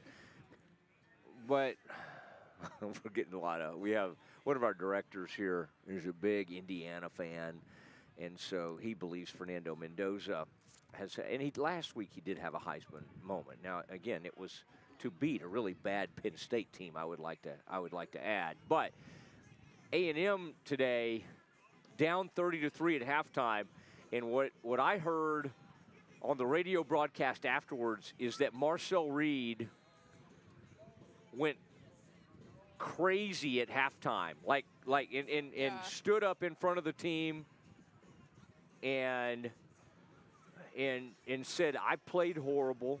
I'm sorry. We're not playing hard enough." Called out his teammates. I think Torian York from Temple, Texas, also got up there and made a speech. And in the second half, they sacked Lenora Sellers over and over again. And those Texas A&M Fighting Ags came back and won 31-30. All right? Unreal. Obviously, I pay a lot more attention to the sideline reporters and what their questions they're asking and what they're saying. And I never want to be that girl of coaches kind of get an attitude or pop off, but it was funny. I forget how she phrased the question, but he said, "We're going to make some changes." Yeah. She said, "How do you?" "Thank you, coach." I mean, that's all you have to say when it's 3-30. And she was doing fine, but she said something like, "How do you get more physicality?" Yeah. And I heard him say that. He's like, "We're going to make some changes." And he did. And he did. And you know, that could have been a story of embarrassment, because he was getting this going into that game. They were talking about this huge contract extension he was going to get. And, oh, man, all that. Yeah. And then they came back in that second half and had it Crazy. unbelievable. All right, it is, though, we call this Big 12 wraparound. So perhaps I will depart from the SEC for just a few moments. You have the scores in front of you, and we knew the Red Raiders were going to be okay. They did not. And we thought, well, how could there be the inevitable letdown after a huge win over BYU at home last week? They beat them 29-7, I believe it was. And they come out today and Faith get a very convincing win over UCF. Well, not yet, I believe, correct? Oh. Still third Is quarter. this oh no, 38. I think it's past that though. Really? I think it is. Oh, I think your my mainframe, Wi-Fi your lagging. enormous laptop is. We might need to update that a little bit. No, I did. They had a big. That's probably correct. That's probably very correct. Thank you, Matt. Texas Tech has a 38-2 lead over the UCF Golden Knights, and that means that counting the Baylor game, I can't remember if UCF even played last weekend, but counting the Baylor game, we've got family members out here. Big-time family members have shown up on the set. And that's my sister right there, in fact. Wait. Oh, that's awesome. That's Mandy oh Mosley my gosh, right hi. there. That's my older so sister. Fun. Much younger. She's actually much, much younger. And that's my nephew who was the star of the KOT act. That was the huge act. Yeah, the guy with all the hair there, the sunglasses. Yeah, yeah. He was like had a couple of solos, so had a big moment. And that's the guy that hazed me. That's Mark Logston right there. Yeah, who used to haze me. Socially appropriate to say anymore? What, hazing? Oh, I don't know. He was okay. I don't want him to. Okay. I think enough time has passed. Okay, good. But he's an old Gam, and Okay, yeah. awesome. So anyway, Sweet. all right. Texas Tech taking care of UCF, and I think that's what we expected, and that's an incredible. By the way, I don't want to. That's my brother-in-law over there too, Joseph. I could see him later, bringing up that I didn't bring him up. But anyway, great to have him on set. We get to see your parents sometimes on the set, and it's fun. And that's one of the things we love about this is because we have so many. The Baylor family goes way back. It And does. it's in our families, it has several generations. Yeah. Okay, cool. TCU and BYU get it on later tonight, and that'll be fun because that's a late night game. BYU, I think BYU will probably take care of business there, coming off a tough loss at Tech. I just kind of think that crowd will dig in. This is the time of year that seasons go to die, and one season, sadly, that died. They've had a nice year, but I think Cincinnati's time as a possible opportunity to be in the Big 12 race has come to a close as they drop one to Arizona earlier today.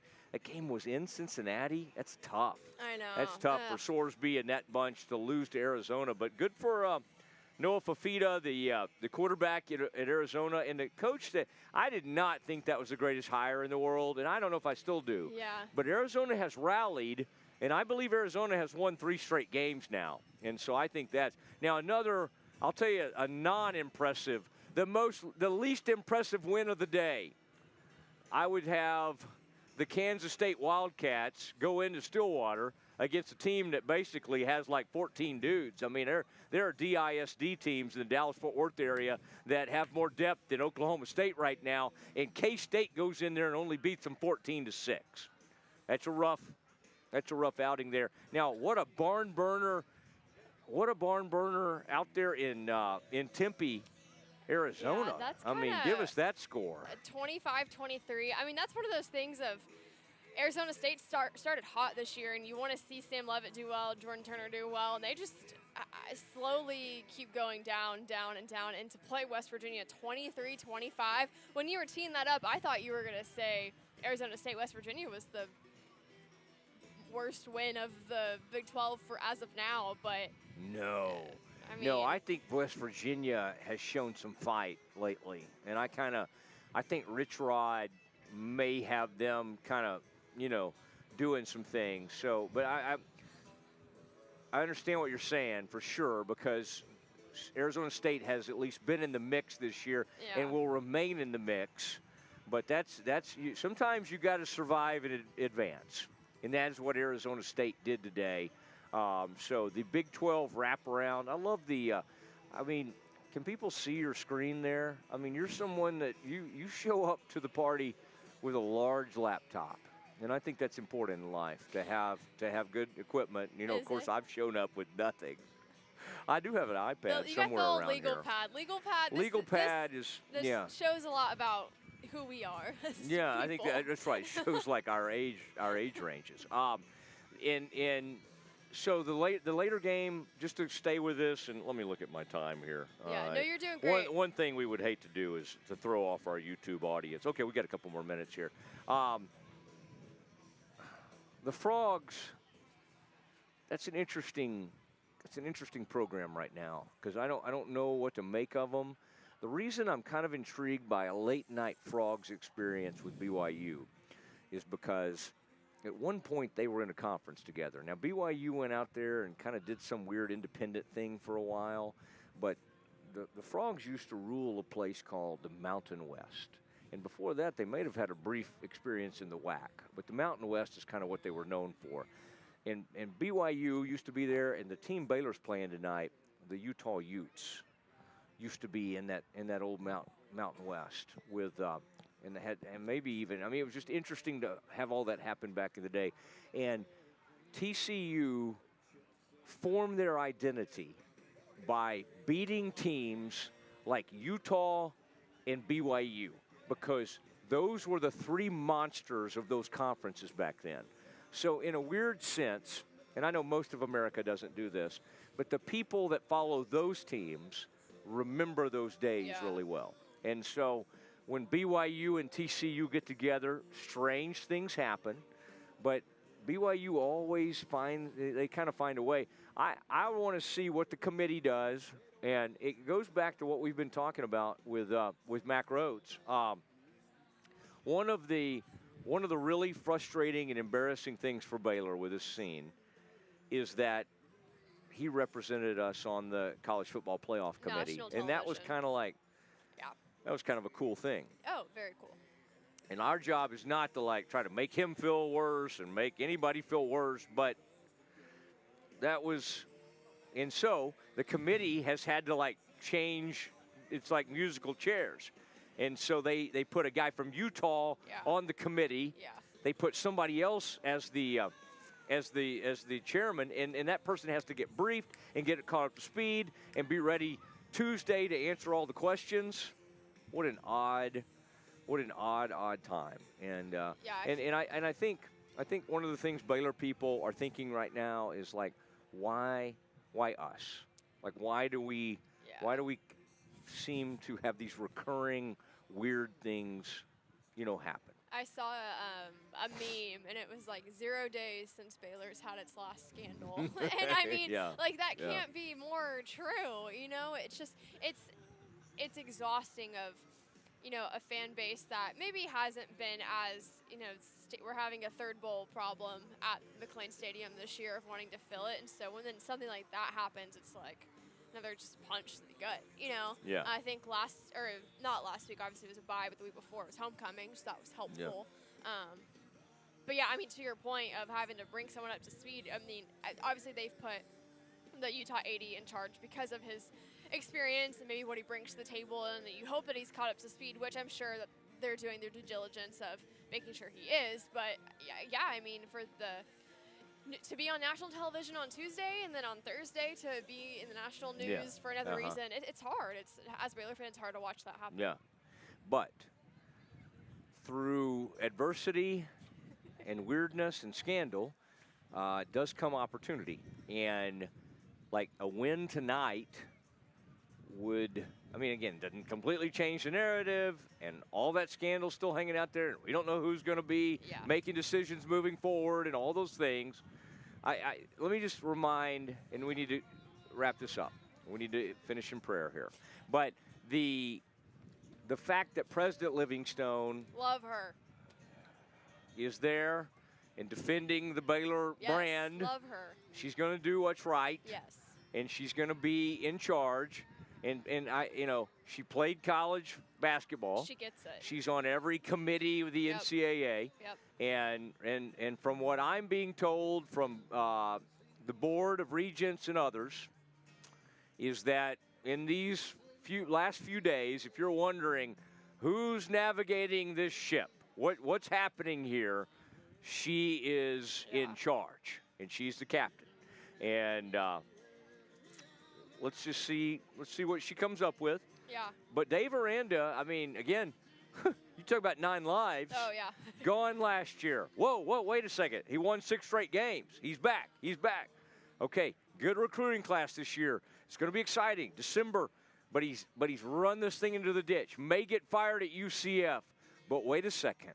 He's back. Like tonight, we could be having a conversation. And Faith, I could call you later this evening, which you're probably like, why is Mosley calling? But I would call and I go and be like, he's going to be back next year. Yeah. Like that's like how that there could be a whole different narrative and a feeling about this program even tonight. That's how crazy and it goes negative and positive. Because you saw with LSU, if they had beaten A&M, that guy would still have a job. 100%. LSU would be okay. They were winning at halftime. It was 18-14 at halftime. They were okay. Well, there's some other luminaries. Wow, the Cooper family has joined us out here. He's a big-time track guy, and she was a song leader here at Baylor. So, man, really interesting. Well, did you notice how quickly they got away? They did not. They're like, let's not get too close to Mosley here. You talk about stability and someone that wants to lead in great times. Alan Samuels is a partner that has been so stable, so consistent with us, and they've been sponsoring this segment. They have, and thank you, Ted Teague. Thank you for what you do. The great GM out there, and those trucks. I mean, the 1500, the 2500, the handling, how comfortable it is, how smooth the ride is.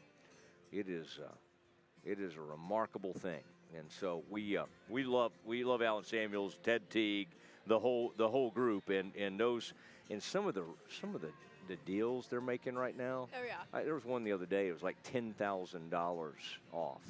It was remarkable to hear that. So thank you, Alan Samuels. I'll tell you what we're going to do. We are going to do the fan feedback frenzy that happens, the fan vote. It's been pouring in. I mean, this week, and the only silver lining was Baylor going through some stuff. Yeah. The numbers we've had at Rogue Media Network, I mean, it's been massive. The people checking in to see what, and our people watching tonight, they're out there and they're sounding off. And so the hour 2 fan vote that we proposed will catch people up on it. Oh, we'll do it right now, in fact, because I just noticed it on the screen there. I'm glad the screen seems to be stable. Can you imagine Scotty actually having, like, weighted things? That was unbelievable that he produced those. Like it's like in his car. What else does he have back there? I'm worried what's in there. Which aspect of Utah's team is most concerning for Baylor? I thought it would be mobile quarterback because that has given Baylor a lot of grief. Whittingham's in-house in-game coaching. People are just like, whatever. We don't. He's a boomer. Don't listen to Faith. He's too old. We don't care. The O-line, isn't that interesting? I know. Isn't that interesting? And we had a lot of voters out there. I appreciate you guys. As we get ready. And if you're in the area and you're pulling in, come see us. Come by. Everybody is coming by here, and they're waving at us, and we appreciate that. So a lot of votes there, and we appreciate you guys joining us on that. And now we're about to enter our 3rd hour. My goodness, and we've got all kinds of stuff coming up, and it will be time to go behind enemy lines. Wow. All right, and I got to hear some of this, and this is really interesting. Okay. And we're going to get to hear some things about Utah, and it worries me. Now, again, this person is very pro-Ute. He's pro-Ute, okay? So I might shoot holes in what he says. But some of the things he said both worried me, but I also had great interest in this. We'll go behind enemy lines next on the Green and Gold Game Day show. Matt Mosley here with Faith Lynch. That is next. Baylor Nation rolls along with Alan Samuels Dodge Chrysler Jeep Ram. Start with award-winning service and factory-trained techs. Then shop our new and used lineup from cars, trucks to SUVs, all makes and models. Running a business? We're your Central Texas headquarters for ProMaster vans, cabin chassis, and work trucks. For power and comfort, test drive the Ram 1500, the Motor Trend Truck of the Year winner again. Alan Samuels in Waco, proud partner of Baylor Athletics. Come by. Let's be friends.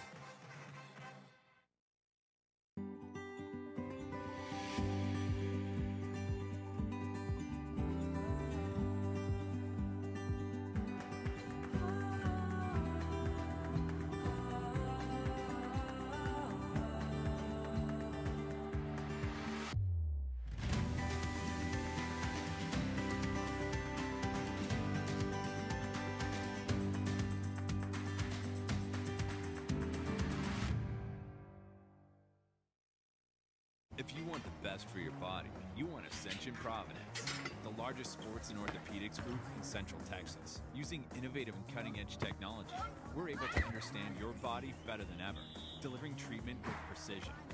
And with our fellowship-trained and board-certified doctors, you'll receive excellent care. Work with a team dedicated to your health, wellness, and safety. So you can perform at your best. Ascension Providence, caring for Texas families for over 120 years.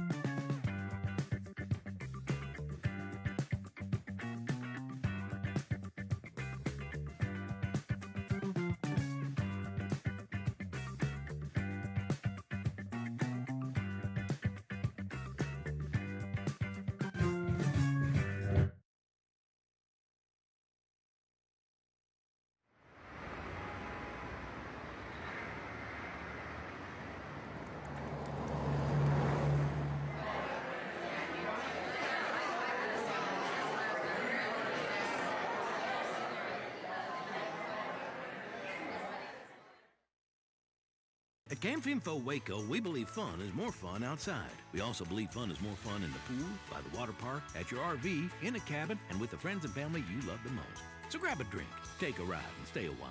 We think you'll discover that fun is more fun outside, too.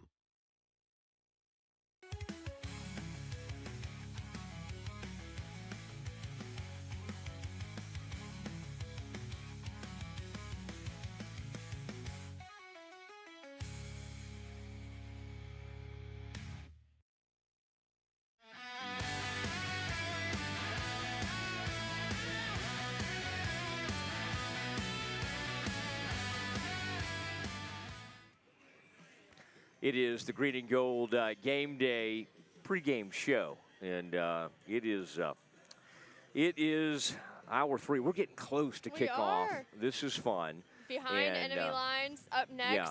But we want to thank Mission Golf Cars. Yes, cars, Mission please. Golf Cars, because these golf carts are one of a kind. They are fast, run well. We have, tell me her name. She's in our ad that we run all the time.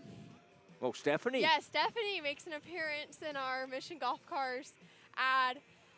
Oh, she's like, she's top. She's one of the top sales people in all of Central Texas, and she's also out there buying Mission Golf Cars, and she does.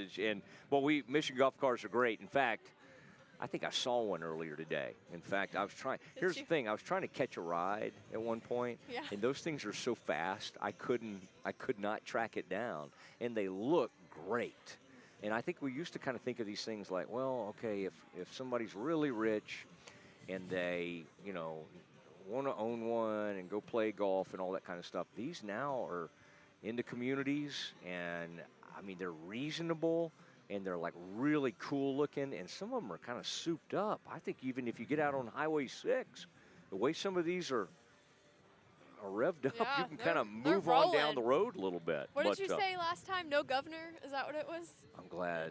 I've always wondered if you listen to anything that's being said. Yeah, no, you do. You're a great listener, in fact. And if they mention us, Green and Gold's Game Day show, Matt Mosley, you get $500 off your purchase. Isn't that such a great deal? If you mention Scotty Swingler, you get $10 off. Ah. Oh, Scott, it's just because he was over there. I he? had to give him a hard time. I like a good Sailor Bear. He's been Sailor Bear. Pearson, look at him over there. I mean, we've had a lot of things fall today, and he's been a little reactive. He hadn't been as quick as I'd like him to be. No, he's been great. And the Sailor Bear is a great look. And I did not get the memo. Everybody went Sailor tonight, and I went with some kind of random blue shirt that has nothing to do with anybody. I wish somebody told me it was a whiteout. I almost texted you, but you know, Matt, I let you do your thing. I let you roll in with your Starbucks coffee. Don't say anything. I just let you do your thing. Oh, is it off camera? I mean, the one thing Kevin really worries about with Mosley, don't let him bring his coffee on set. Oh, that could really bring us down. No. That could bring the whole thing down. It will be. Not a sponsor, okay. but yes. This is it time to go behind enemy lines? Are we good with that? But let's launch our hour 3 vote of what will the results of today's game be. Bears win big, Bears win close. Utah wins close, Utah wins big. Interact with our poll, submit your answers. We'll get our answers from Matt and I after behind enemy lines. Bears win big, Bears win very close game. Utes win close, Utes win big. I just wanted to let you know I could really reiterate what you said. These are all. This is going to, I mean, this is lots of outcomes there. You and I will give, are you leaning one way right now? Probably. Are you willing to say, or you just want our people to react? I mean, whatever you want to do, Matt. What do you think? Where are you leaning? I feel like Bears are going to win close. Oh, oh my gosh, you're already, wow. Okay. A Bears close win from think? Faith. Oh, I'm going to hold on. I'm going to hold on until later. No, people. They wait on these things. This is a tease. No, so we'll do that, and then you can participate if you go to the Green and Gold Game Day, our YouTube offering. You can comment on there. You can play a role in all these things, and so that'll be great. And then we'll put this on the screen. And earlier we had, I mean, hundreds of votes. A lot of times we'll have like 300-400 votes. I love it. I love that our people are heavily invested in this. Now, because my clock said, okay, it's time. It's time. That's why Kevin was whispering something to me. God, Kevin, doesn't he? I mean, the man certainly could use a haircut, but he really does seem to do good work. Let's go behind enemy lines, and Bill Riley, and this guy, you can just tell. When you hear his voice, you're like play-by-play man, like big-time play-by-play. He just has the voice of authority. Pete Souza, Bill Riley. Let's go behind enemy lines, and let's see what we can expect from these Utah Utes. Bill Riley standing by. Bill, man, dude, nice to talk to you. You do a hell of a job. Thanks, Pete. I appreciate it. Are you at the Pentagon tonight doing basketball? I was there last night. Yeah, and so I'm leaving here in a little bit. Have you been?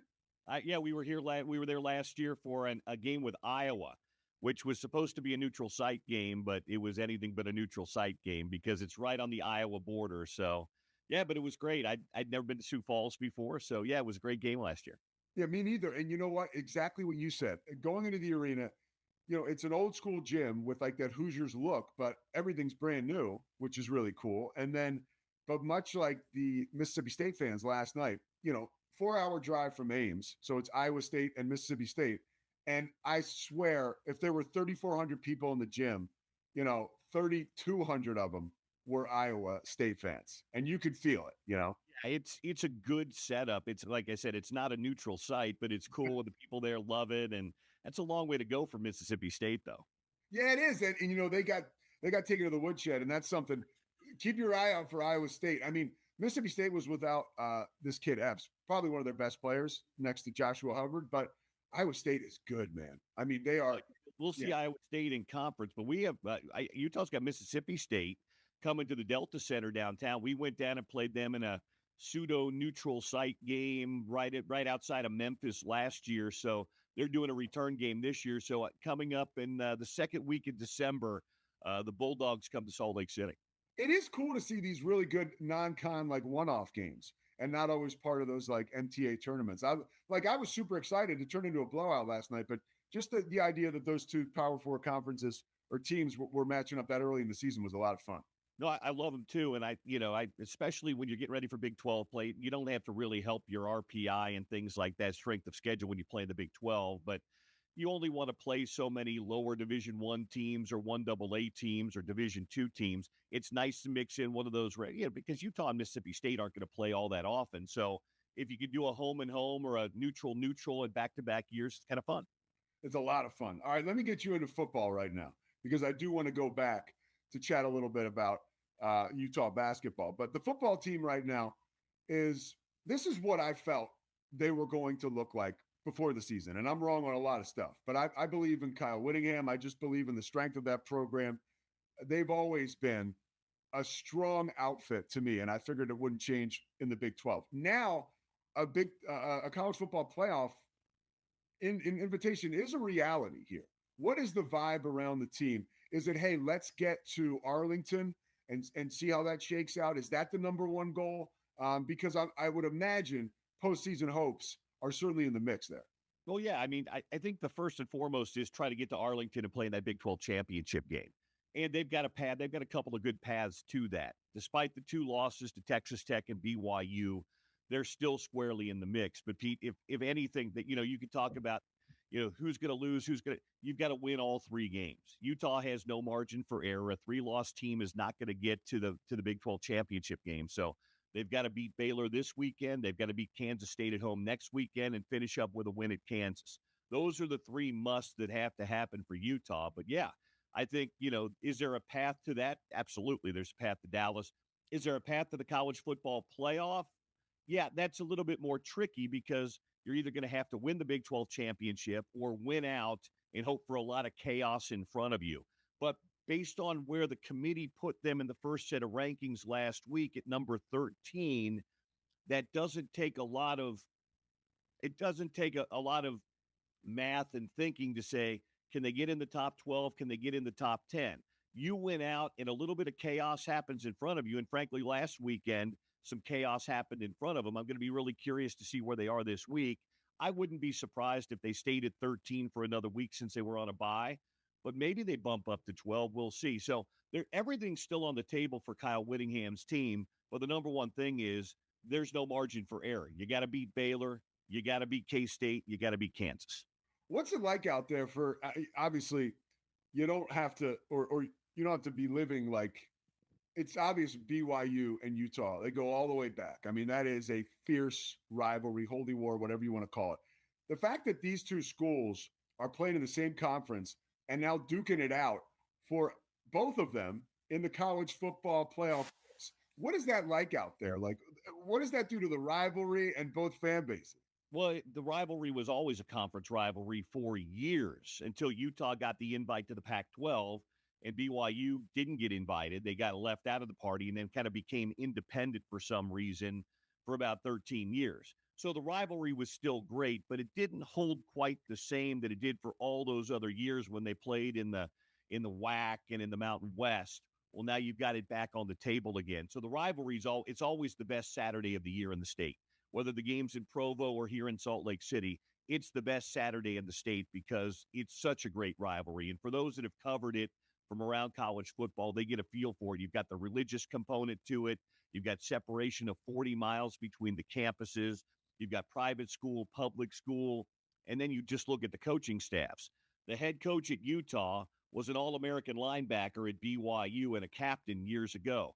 Half of the Utah staff coached or played at BYU. Half of the BYU staff coached or played at Utah. So it's a crazy rivalry. It divides families. It divides businesses. And now they're back in the same conference again, and they're both really good. BYU got the upper hand a couple of weeks ago down in Provo in a game where they didn't make any mistakes, and Utah kind of beat themselves. They come out with a W. But now BYU's schedule to finish the season is difficult. We saw last week in Lubbock, and they've got some other landmine games possibly coming up where Utah has kind of weeded through that already, and now they've just got to get to the finish. Well, and as busy as you are, I know you don't have a ton of time to watch other games, but you mentioned, the BYU, the game out in Lubbock last week, and Utah was on a bye, so maybe you did watch. I did. You experienced it firsthand, right? you were in Lubbock, but you guys played them at home earlier this year. You saw that defense up close. What about Texas Tech makes them so unique and has them almost unstoppable right now? Well, I think it's the defense. A lot of people could talk about the offense, and we've always talked about Texas Tech's offense with the spread and the Red Raiders, whether it's Kingsbury or Graham Harrell, Mike Leach back in the day. Now it's Baron Morton. It's a good offense. Frankly, I don't know, it's just me. I think that they don't lean on the run game enough. I think their run game is terrific with Dickey and Williams, that 1-2 punch, but it's really the defense and those guys up front. The defensive line is terrific, even with the injury to the guy whose name I'm forgetting right now. They plugged in A.J. Holmes. They were just fine. But it's Jacob Rodriguez and those safeties that are really, really good as well that make that defense go. It's not very often that Utah doesn't dominate at the line of scrimmage, but they had trouble in that game here. It's a good offense that Texas Tech has. It's a little uneven at times because they'll put up points and they'll go several drives without doing much. But that defense has been so constant and so steady. And Utah was in that game here. That was a game that was a one-possession game into the early fourth quarter. But Devin Dampier wasn't healthy in the second half, and that defense it was kind of like a boa constrictor. They just tightened and tightened and tightened. And I really think that that's why they're so good. And you saw that Saturday. That BYU offense wasn't explosive all year long, but they were really good. And Bachmeier made plays, and they ran the football, and Texas Tech just didn't let them do it. So I think Tech's on a level of their own right now. And then it's a battle between Utah, BYU, Cincinnati, ASU to kind of figure out who that number 2 team is in the league right now. When you look at Utah, something that jumps out for me, you're there on the ground floor. I'm at 30,000 feet, but that offensive line is just undeniable. A guy like Spencer Fano, can you talk to me a little bit about your experience watching that offensive line grow and just how key of an element that is in Utah's success this year? Well, they're a run-based team. They have a running quarterback who can throw pretty well, but they want to run the football, and they're the best running football team in the Big 12, one of the best in the country. That offensive line's been together for a couple of years, Pete. Yeah, you've got Lomu on one end, who's going to be an NFL first-round pick, and Fano on the other end, who's going to be a first-round pick. But the 3 guys in the middle have a ton of starts. And when you have continuity on the offensive line mixed with talent, and they're a very talented group, that's a hard combination to beat. And that's really what Kyle Whittingham likes to do. He likes to play downhill, run the football, physical football. And you've seen the last 2 weeks, they absolutely grinded Cincinnati and Colorado into the ground, physicality up front. But kind of like Texas Tech, the Utah defense is really good. They're really good. The back end especially, the front's always good. You got the linebackers, the front 7, but that back end, they play a ton of press man. They did it against Cincinnati. I thought Cincinnati coming in was really good with Sorsby, those receivers, the running backs. They played press man, and Brendan Sorsby did not have a great day. He was 11 of 33 with a pick and 1 touchdown. Utah did a really nice job on him. And so I think that as good as that offensive line is, and it's really good, and they want to run the football, Utah's defense has been really good this year. And even in the games they lost, they didn't give up a lot to BYU. They didn't really give up a lot until the fourth quarter to Texas Tech because they'd been on the field a bunch. So that Utah defense is awfully good as well. And it seems like you're describing to me a team that is tailor-made for the postseason. We play good D, we control the ball, we knock you off the line of scrimmage. But if we're talking about Utah in the college football playoff here in a month or so, what is the biggest reason why, in your opinion? That they're there, it's because of what we just talked about. Their ability to be physical and win at the lines of scrimmage offensively and defensively. Again, they've set themselves behind the ball just a little bit just because of the 2 losses. So, but if they were to get into the college football playoff as a 8, 9, 10 seed, whatever that is, they would be a tough matchup for somebody because their brand of football travels. It does. They don't rely on great weather to win football games. They're going to run the football, try to run the football, be physical. They don't throw the ball down the field a ton.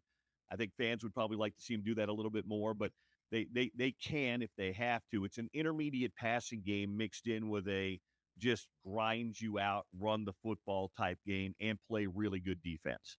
Well, you've called a lot of games for Utah. You'll be in Waco this coming weekend for Utah and Baylor. This is a huge game for Utah. It's also a really big game for Baylor when you consider just what's going on around the program. Dave Aranda, hot seat, however you want to term it. What's the mindset for Utah coming into Waco for a game like this against a team that Baylor, look, if I'm in Utah shoes, I'm like, this team's dangerous. This was a team that was projected at the top of the league. They have an awesome quarterback. They have a guy who can put it together defensively at times in Dave Aranda, and they've got the athletes like to make it a game for sure. What's the message this week getting ready for Baylor? Well, Baylor reminds me on paper a little bit of Cincinnati, but they've played a tougher schedule. I mean, the Bearcats' schedule until the last couple of weeks hadn't been real good. Baylor is a lot the same. Really good quarterback who can spin it and throw it. Weapons on the outside, a running back in Washington who can really run it. And if you look at Baylor's defensive numbers, Pete, they're not great, but they've got guys on every level that can make plays. Cincinnati was the same way. Their overall defensive numbers weren't great, but they had guys on the different levels that could make plays. This is a home game for Baylor as well. Yeah, they're not going to go to the Big 12 championship game, but they can play spoiler. They can ruin Utah's season and ruin Utah's chances with a win on Saturday. So I don't think Kyle Whittingham and the guys have anything on their minds but going into Waco and beating Baylor. They've played, this will be the third straight year they played. They played 2 years ago as a non-conference game. They technically played last year as well as a non-conference game because it was on the schedule before. So this is really the first official Big 12 game between these two teams, but they've been rock fights in both those games. 2 years ago, Cam Rising didn't play. Last year, Cam Rising, it kind of ended Cam Rising's career in some ways. That was the game that he got pushed into the Gatorade things, broke his hand, and he was never the same again. So Utah's actually going to go into this situation this weekend, set at quarterback. They know who it's going to be. They know who they will have. But they also know they're going to face a Baylor team that could be really dangerous in Waco this weekend. Well, those games you mentioned, Baylor, they were in that first one 2 years ago, just this sequence of games we're talking about. But last year, I mean, dismantled. And so there's got to be a confidence, I would imagine, for Utah coming into this game, because that was the game in September of 2023. That was the beginning of the fall for Baylor. I mean, after that loss, there was a couple plays down the stretch where Baylor could have tied it, or maybe one, I forget. But, that loss triggered just a real a rough season for Baylor. And for Utah, there were the injuries, right? Yeah, for the last 2 years, it's been injuries for Utah, namely at the quarterback position, but in some other places. And the interesting part of the Baylor game last year was they still had that dual threat kid from, I think, Toledo. Yeah. They had settled on. It was really after that game, I think, that they went full-time to Sawyer Robertson, which is amazing to me when you look at the numbers that kid's put up last year and then this year, that it took them that long to settle on Sawyer Robertson. So Utah really hasn't seen Robertson as the guy. They saw him in and out of some games, but they haven't seen him settled in as the guy. So it'll be a challenge there because, as you said, he can really throw it and spin it. So it's the number one pass defense in the Big 12 against the number one pass offense in the Big 12 on Saturday. So that's going to be fun to watch. And, God bless DeQuan Finn, but he's a great example of, I mean, you want to give props to a fan base. I mean, you guys in Utah, that DeQuan Finn almost could not handle what was happening there from the fans being on top of him, how loud it was, that it was such a big game. And he had played at Toledo, but he had success, I think, playing at Notre Dame against the Michigan. And he was totally pedestrian. And for lack of a better term, he's a player, but he looked scared. And that was the end of his run at Baylor pretty much. And it was because of Utah, that defense, and just the overwhelming environment there. Yeah, he was a really good group of five quarterback, but he was overmatched on that day. And he was a little bit of a one-trick pony in that he was a really good running quarterback who struggled to throw the ball against teams that could really play and make windows tight. So I think Utah's defense that day made it really hard on him. But because they did, I think the Sawyer Robertson era got going, and that's been good for Baylor, right? Yeah, absolutely. Couple more before I let you get out of here. I know you're a busy dude. Talk to me about Devin Dampier. That's the worst way to ask a question. I hate when I do that. Devin Dampier, right? Can you describe what he has done for the team this year and how he has put them in a position for postseason success? Well, first and foremost, Devin Dampier is a great kid, and he's one of those guys, Pete, that people are drawn to.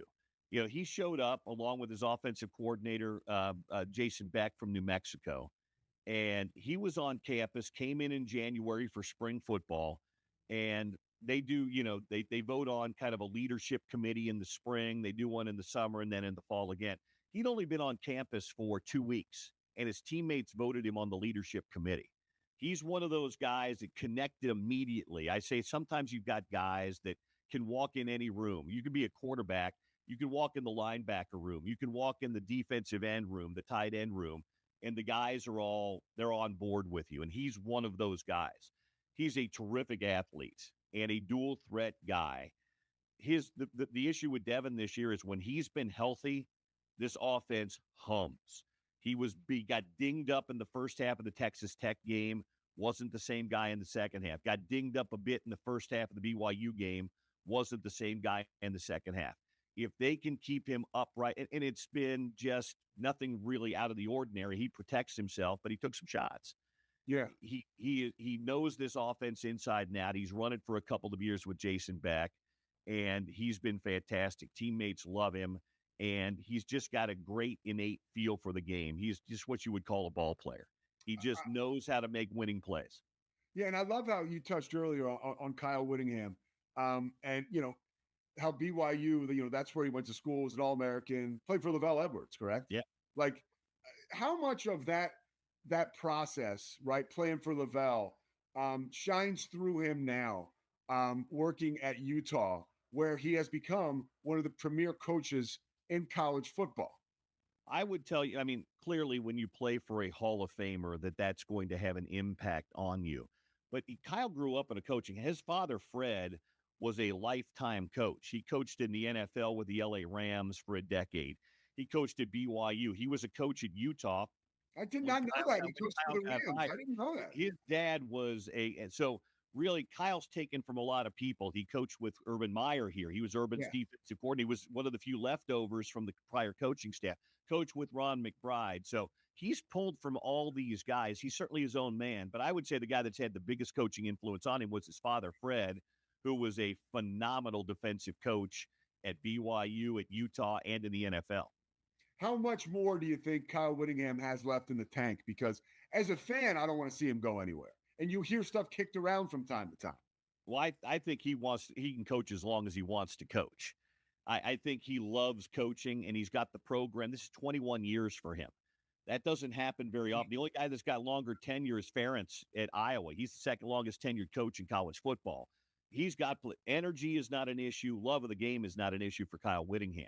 I think as long as he can compete and feel like he can compete for conference championships, he's going to stick around and coach. People ask me, was this going to be the last year? I don't know. I don't think Kyle even knows at this point in time.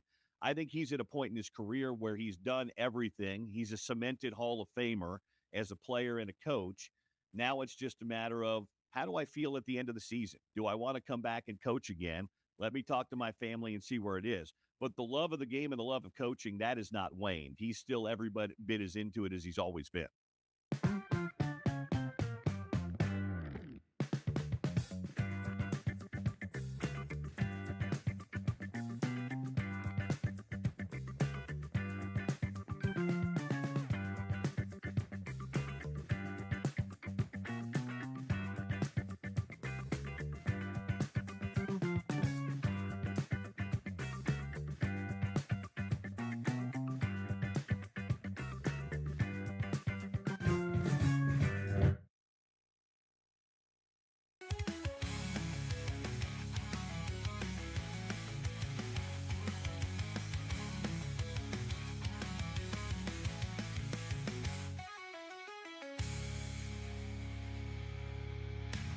If you want the best for your body, you want Ascension Providence, the largest sports and orthopedics group in Central Texas. Using innovative and cutting-edge technology, we're able to understand your body better than ever, delivering treatment with precision. And with our fellowship-trained and board-certified doctors, you'll receive excellent care. Work with a team dedicated to your health, wellness, and safety.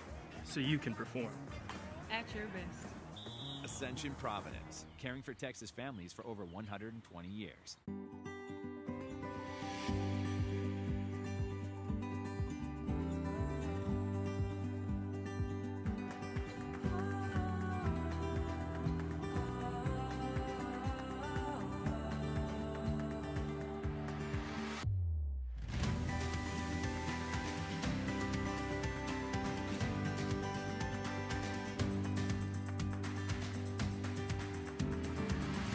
When Central National Bank decided to partner with Baylor women's basketball, we didn't know exactly what that partnership would look like. What brings you into the bank today? For the last couple of months, I've been noticing a charge on my account, and I would like to block it. I see. So you have a charge. Yes? And you'd like to block it? Yes. I think you should take the charge. What? Yeah, I definitely think you should take the charge. I don't think you understand. Sometimes you just have to take one for the team. Is there a manager available? We love that Coach Collin is all about the team. Once we get the vocabulary down, the sky's the limit. Central National Bank, proud partner of Baylor Athletics and Baylor women's basketball. I have Mac Rhodes, director of Baylor Athletics, on the phone. Mac, can you tell Peggy why she should take the charge? Of course she should take the charge. Wait, are you at the bank again? And who is Peggy?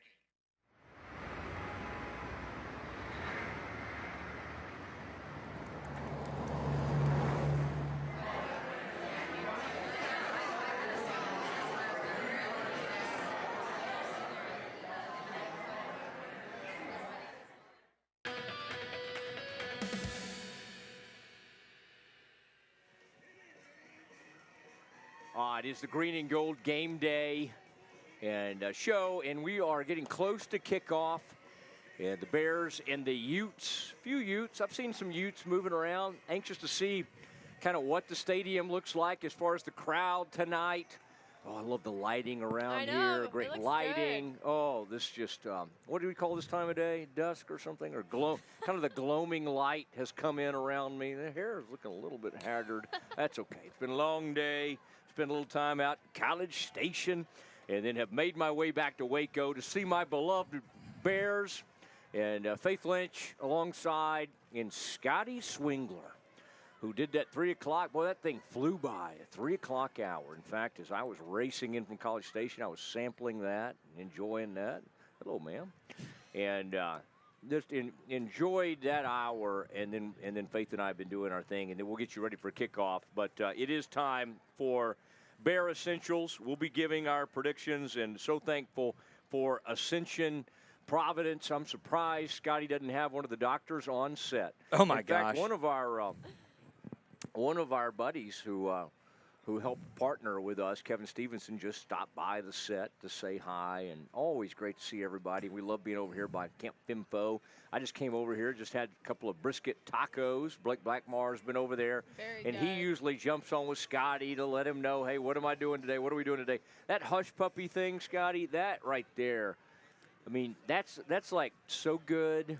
It is unbelievable. Like, Texas Monthly should write about that. Like it's like, because you don't, think about it, Scotty. You're someone that does all that stuff. I do. Been to a lot of places. Yep. And you can't walk into a lot of those places and go, can I get a hush puppy brisket or whatever? It's just not available in a lot of places. It's not. And pretty awesome. You know, yesterday I received an invitation from one of my Baylor brethren, and he throws a Christmas party every year where everybody brings a dish. You vote on the best dish, and the winner gets a big prize. Oh, nice. And I think I'm just going to ask Blake if I can have that hush puppy recipe. Ooh, just say, hey, man, that's smart. I know how to smoke a brisket. Theoretically, I know how to create and fry a hush puppy, but how do you get it to just work together so well? I think it's a good idea. Is this like the rogue holiday party that I have not been invited to? Oh, no, that is. There are no like a Halloween prizes. thing. I get invited to none of these things. Pearson doesn't either, and we are on the outside looking in. Would love to be there with you. Kendall maybe could get me on the list. It is time. You see Bear Essentials. It always makes me think there used to be something when I was at Baylor that had something to do. It was called Bear Essentials. It was like a shop or something around Waco or whatever. But we use this to kind of talk about some of the key things heading into this game. And, of course, then we'll make our predictions. And tonight, to me, you know, the Bears, it's funny how, Scotty, I don't think like some of these reporters think around here. They're always like, well, last year, coming out of the bye, you did this. And I never can remember what happened last year. I have no memory of that. And so that doesn't mean much to me. But this is a huge moment for Dave Aranda because his job continues to be on the line, although we don't exactly know to what extent now because of this whole Mack Road situation. But we still know it's very, very important what happens tonight. And it's not just like, I think we look through the lens of like Baylor, what this means to the Baylor family, all of that. What it means to Utah is pretty huge too. Right. Absolutely. I mean, Utah has this game, K-State and Kansas. And if they win and some stuff happens in front of them, they could either, one, be in the Big 12 championship game against maybe Texas Tech, or they could get themselves possibly into the conversation of being in the college football playoff. There's a ton on the table for Utah in this game. Yeah, absolutely. And here's the thing. I'm going to go ahead and put my cards on the table. I think Texas is going to lose to Georgia tonight between the hedges. That opens up that spot for them to move into the top 12. And, yeah, Matt, I mean, Utah might have a best-case scenario in front of them. We talked about this at the 3 o'clock hour. They're not going to play in that Big 12 title game if BYU takes care of business. Cincinnati lost again today. They're kind of out of the picture. So if BYU just takes care of business, we're going to have a Tech-BYU rematch in that title game. Utah sitting at 13. You have to imagine if Oklahoma and Texas or one or both lose, they will move into that top 12, and then they don't have to play in the title game. They're ushered right in as long as they do that. So I said in the 3 o'clock hour, who has more to play for here? Because Utah's playing for a lot, but Baylor's playing a lot for a lot as well with everything going on this week. I think that's right. And by the way, Faith, in this gloaming light, the green, I know most of us were told about the whiteout, but that green is a gret look. Some people have come by to comment. What Scotty was just talking about, that Georgia, I was wanting to see that Oklahoma score. If I could get an update on that, Scotty, you may have better reception out here, but I was really, because Oklahoma, when I looked earlier, it was up 17-7.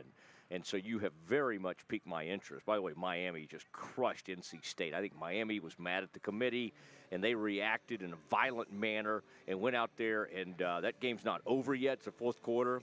I tried to declare a game over today, and Faith jumped all over me. Faith, I do want to say the Texas Tech game continues. I think it'll be going at like 10:30 tonight.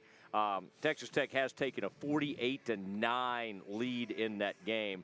Scotty, do you have a score on that Oklahoma game? Scotty's phone is dead. Scotty, I should have looked over there. You were the most empty-handed guy I've ever seen. I'll find it. I'll find. Hold on. Ooh, I know you love a good laptop. Oh my moment. gosh, we have a see if we mainframe computer up here. The supercomputer is among us, and we'll get that. By the way, number 3 A&M, as we get into Bear Essentials, made history with a 27-point comeback, 30-3 at halftime. Fans were very disgruntled. Marcel Reed made an impassioned speech in the locker room. The team came out, quickly made it 30-10, then 30-17, then 30-24. That's how comebacks work, and then 31-30. And that's a bad one. That's a hard to come back for old Shane Beamer. Wow. I guess, Faith, the crowd is so huge out here right now that you can't even really get a signal. I agree with that one, Matt. Let's just put the supercomputer away. More Bear Essentials. I would say that I thought, and by the way, I love Faith in the field earlier. Faith had some really good stuff that she presented about kind of what's going on with the Baylor family tonight and all those things. But in terms of, since this week has not been about the game much, although I really like going behind enemy lines with that play-by-play. He was good. He was really good. But I think, why in the world? Because, I don't think with Sawyer in Baylor's weapons and a running back who, my gosh, maybe he'll give us 8 carries tonight. But I heard him talking about in these hushed tones, Scotty and Faith, like, oh my gosh, the press coverage. Do we think that Josh Cameron can't get off press coverage? Do we think Cole Wilson? Do we think these receivers are scared of press coverage? I think Utah's really good, but Utah is not far removed from losing to BYU and then really getting overwhelmed by Texas Tech in the fourth quarter of a game when Texas Tech had their backup quarterback in the game. This is a good Utah team, but it is an imperfect Utah team. And I just think there'll be moments early in this game. So here's what I'm looking for, Bear Essentials-wise. How about you throw a haymaker like you did against UCF? How about you come out and try to jump on them early? And what was the greatest thing about that game? 14-0. Within within like 10 minutes. Bears are up 14-0. And, you know, nobody will be there to get mad at Trig. If he, sorry, I Good don't know. one, Matt. Good one. No, that's a good one. Way to just lobbed it up there. I know. I'm sorry. I'm just amusing myself here. No, I laugh not to cry at what Baylor's going through right now. But my man Trig, what's happening? My man Trig tonight, he's a matchup nightmare. You want to come up and try to do like, you want to match it, you want to try to like be physical with him, fine. You don't think he loves that? Yeah. I mean, they could come out with a safety. They could try to cover him with a linebacker. That'd be horrible that they would do. That's what I look for early in this game, is the Bears to set the tone. And I'm tired, like, they don't have a running game. Like, I would like to come on here and go, why don't we establish the run tonight? Yeah. But, like, when have they done that? Mm-hmm. When is the last time the Bears actually, I mean, maybe against UCF a little bit? Scotty's got people. People are just hitting me over here. No, it's because Scotty had something was I'm getting happening popped to him. from off the set. Yeah, it happens. It was a massive spider. It was huge. Oh, really? It was a huge spider. It was a brown recluse. Wow, you saved my life. All right. One of my buddies one time had a. Walk back in, everyone. He had what was. Faith anyway. loves it when we improvise off the script. No, Walk back in. That's all I do. Like I do. I know, man. This is the first time I looked down at the script. Here it is. I know. I like it. And what time is it? We have a few more minutes. I love it. What are you doing with your? Why are you rushing us? It's She fine. wants to review the call. The what now? That's what the basketball players she say. wants Review to, it, review it. That's what they do Run at it back. NBA arenas. Oh. Okay, Bear Essentials. Yes. I love this. Like, look at these lights. It's beautiful. The music is great out here. Camp Fimfo. I love these folks. And Scotty, I got to compliment you because, like, I don't know what you'll pull out of the back of your car next. This is unbelievable. This was like Dorothy and the Wizard of Oz earlier. Mary Poppins. Mary Poppins was flying around. It suddenly came to me. And you know, he was out there for, you know, like, well, where's the hush puppies? And then next thing you know, he heads over to the car and has all these weights. And that is how we've stayed without things flying away. And really, everybody that's watched us today, I'm very appreciative. And then everybody that's walked over to the set. Because we have partners like Valade who come over, and we have great friends, and you have family members. I had family members. Scotty has family members, and they're set up all around here. And it's been a really fun day out here. Now, let me just say this, and I want to hear what y'all have to say on this. It's been a rough week for the Baylor family. We've unfortunately had too many of them over the years. This is not some kind of like scandal that's like, oh my gosh, it's going to bring down the entire program. It's not good. But what I said to Faith earlier, Scotty, and you may have heard this, but you were doing your own thing earlier at 3 o'clock. But my point was, Baylor and like what we hope our school represents is like bigger than all this. And while people are human and they make mistakes and all that's going on, they're going to come out on the other side. And I think Faith agreed with this. I think President Livingstone is in charge right now, and she has a lot of thoughts. And I think Jovan Overshone, I think Cody Hall, I think everybody's going to step up. And my thoughts are, I do say a prayer for Mac. But you know what I also for Amy and their children, like I think about all of them right now because he's got girls and one of them's married and they're a great family and everybody's kind of hurting right now and so anyway, I'm just thinking of everybody, but I think Baylor is going to be okay. And what I said to Faith earlier, Scotty, that I think you might want to react to is like a win tonight could be very cathartic and it's going to be very weird for people because I still have people showing up here like, well, you know, what's going to happen to Aranda? What do they lose tonight? What's going to happen to Aranda? I'm like, well, what's going to happen to them if they win? Yeah. Can we look at it from a positive standpoint? And the truth is, with all this kind of chaos this week, what's going to happen to him? What's going to happen to him if they win is he's probably going to keep his dang job. Is what I'm thinking. It's true. Comes down to this: Baylor needs to win the turnover battle. 132nd in the nation in turnover differential. I'm not very confident in that fact. We had the poll up earlier. I was laughing at you offset. Prediction time. Love you, Baylor Nation. I'm going to be watching the game, cheering loud. 45-31 Utah. Ooh. That run game and offensive line is too much to stop. Baylor needs to win the turnover battle, and I'm not confident they can. You also, on homecoming, picked UCF. Did you not? On homecoming? I did pick UCF on homecoming, and that was like an egg. No, it was glorious for me, actually, but it was egg in my face. Utah is not UCF. Let's not pretend like they're the same. Can we, real quick, and thank you, Mission Golf Cars. Thank you so much for our our big-time sponsor in Hour 3. The results of the poll. Bears win big. Bears win close. Scotty has the Utes winning big. Faith has the Bears winning close. Over America agrees with Scotty. 135 votes come in, and they have the Utes winning big. Oh, look at the sun going down behind us. Isn't that beautiful? The lighting on this is so good. By the way, that game I was looking for earlier, it's coming down the stretch. It's OU 23, Alabama 21. It is scary time, and we're monitoring that. About 4 or 5 minutes left.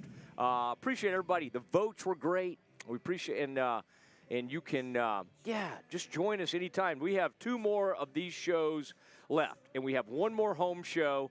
And Scotty, great job. I love the truck. Corey Dickman and the whole family, Valade, everybody that's a big part of it. I mean, this is a really cool looking thing, and it's like I don't know, man. I saw Faith in there doing some stuff earlier and preparing, and Scotty was moving in and out of there. I went in there, and everybody shooed me out of there. Pearson's done a really nice job today.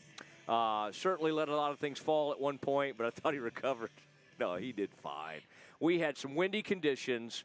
Guys, thank you. This was a fun day. This was fun. Yeah, and only 2 more times for us to do this. Hopefully a bowl game.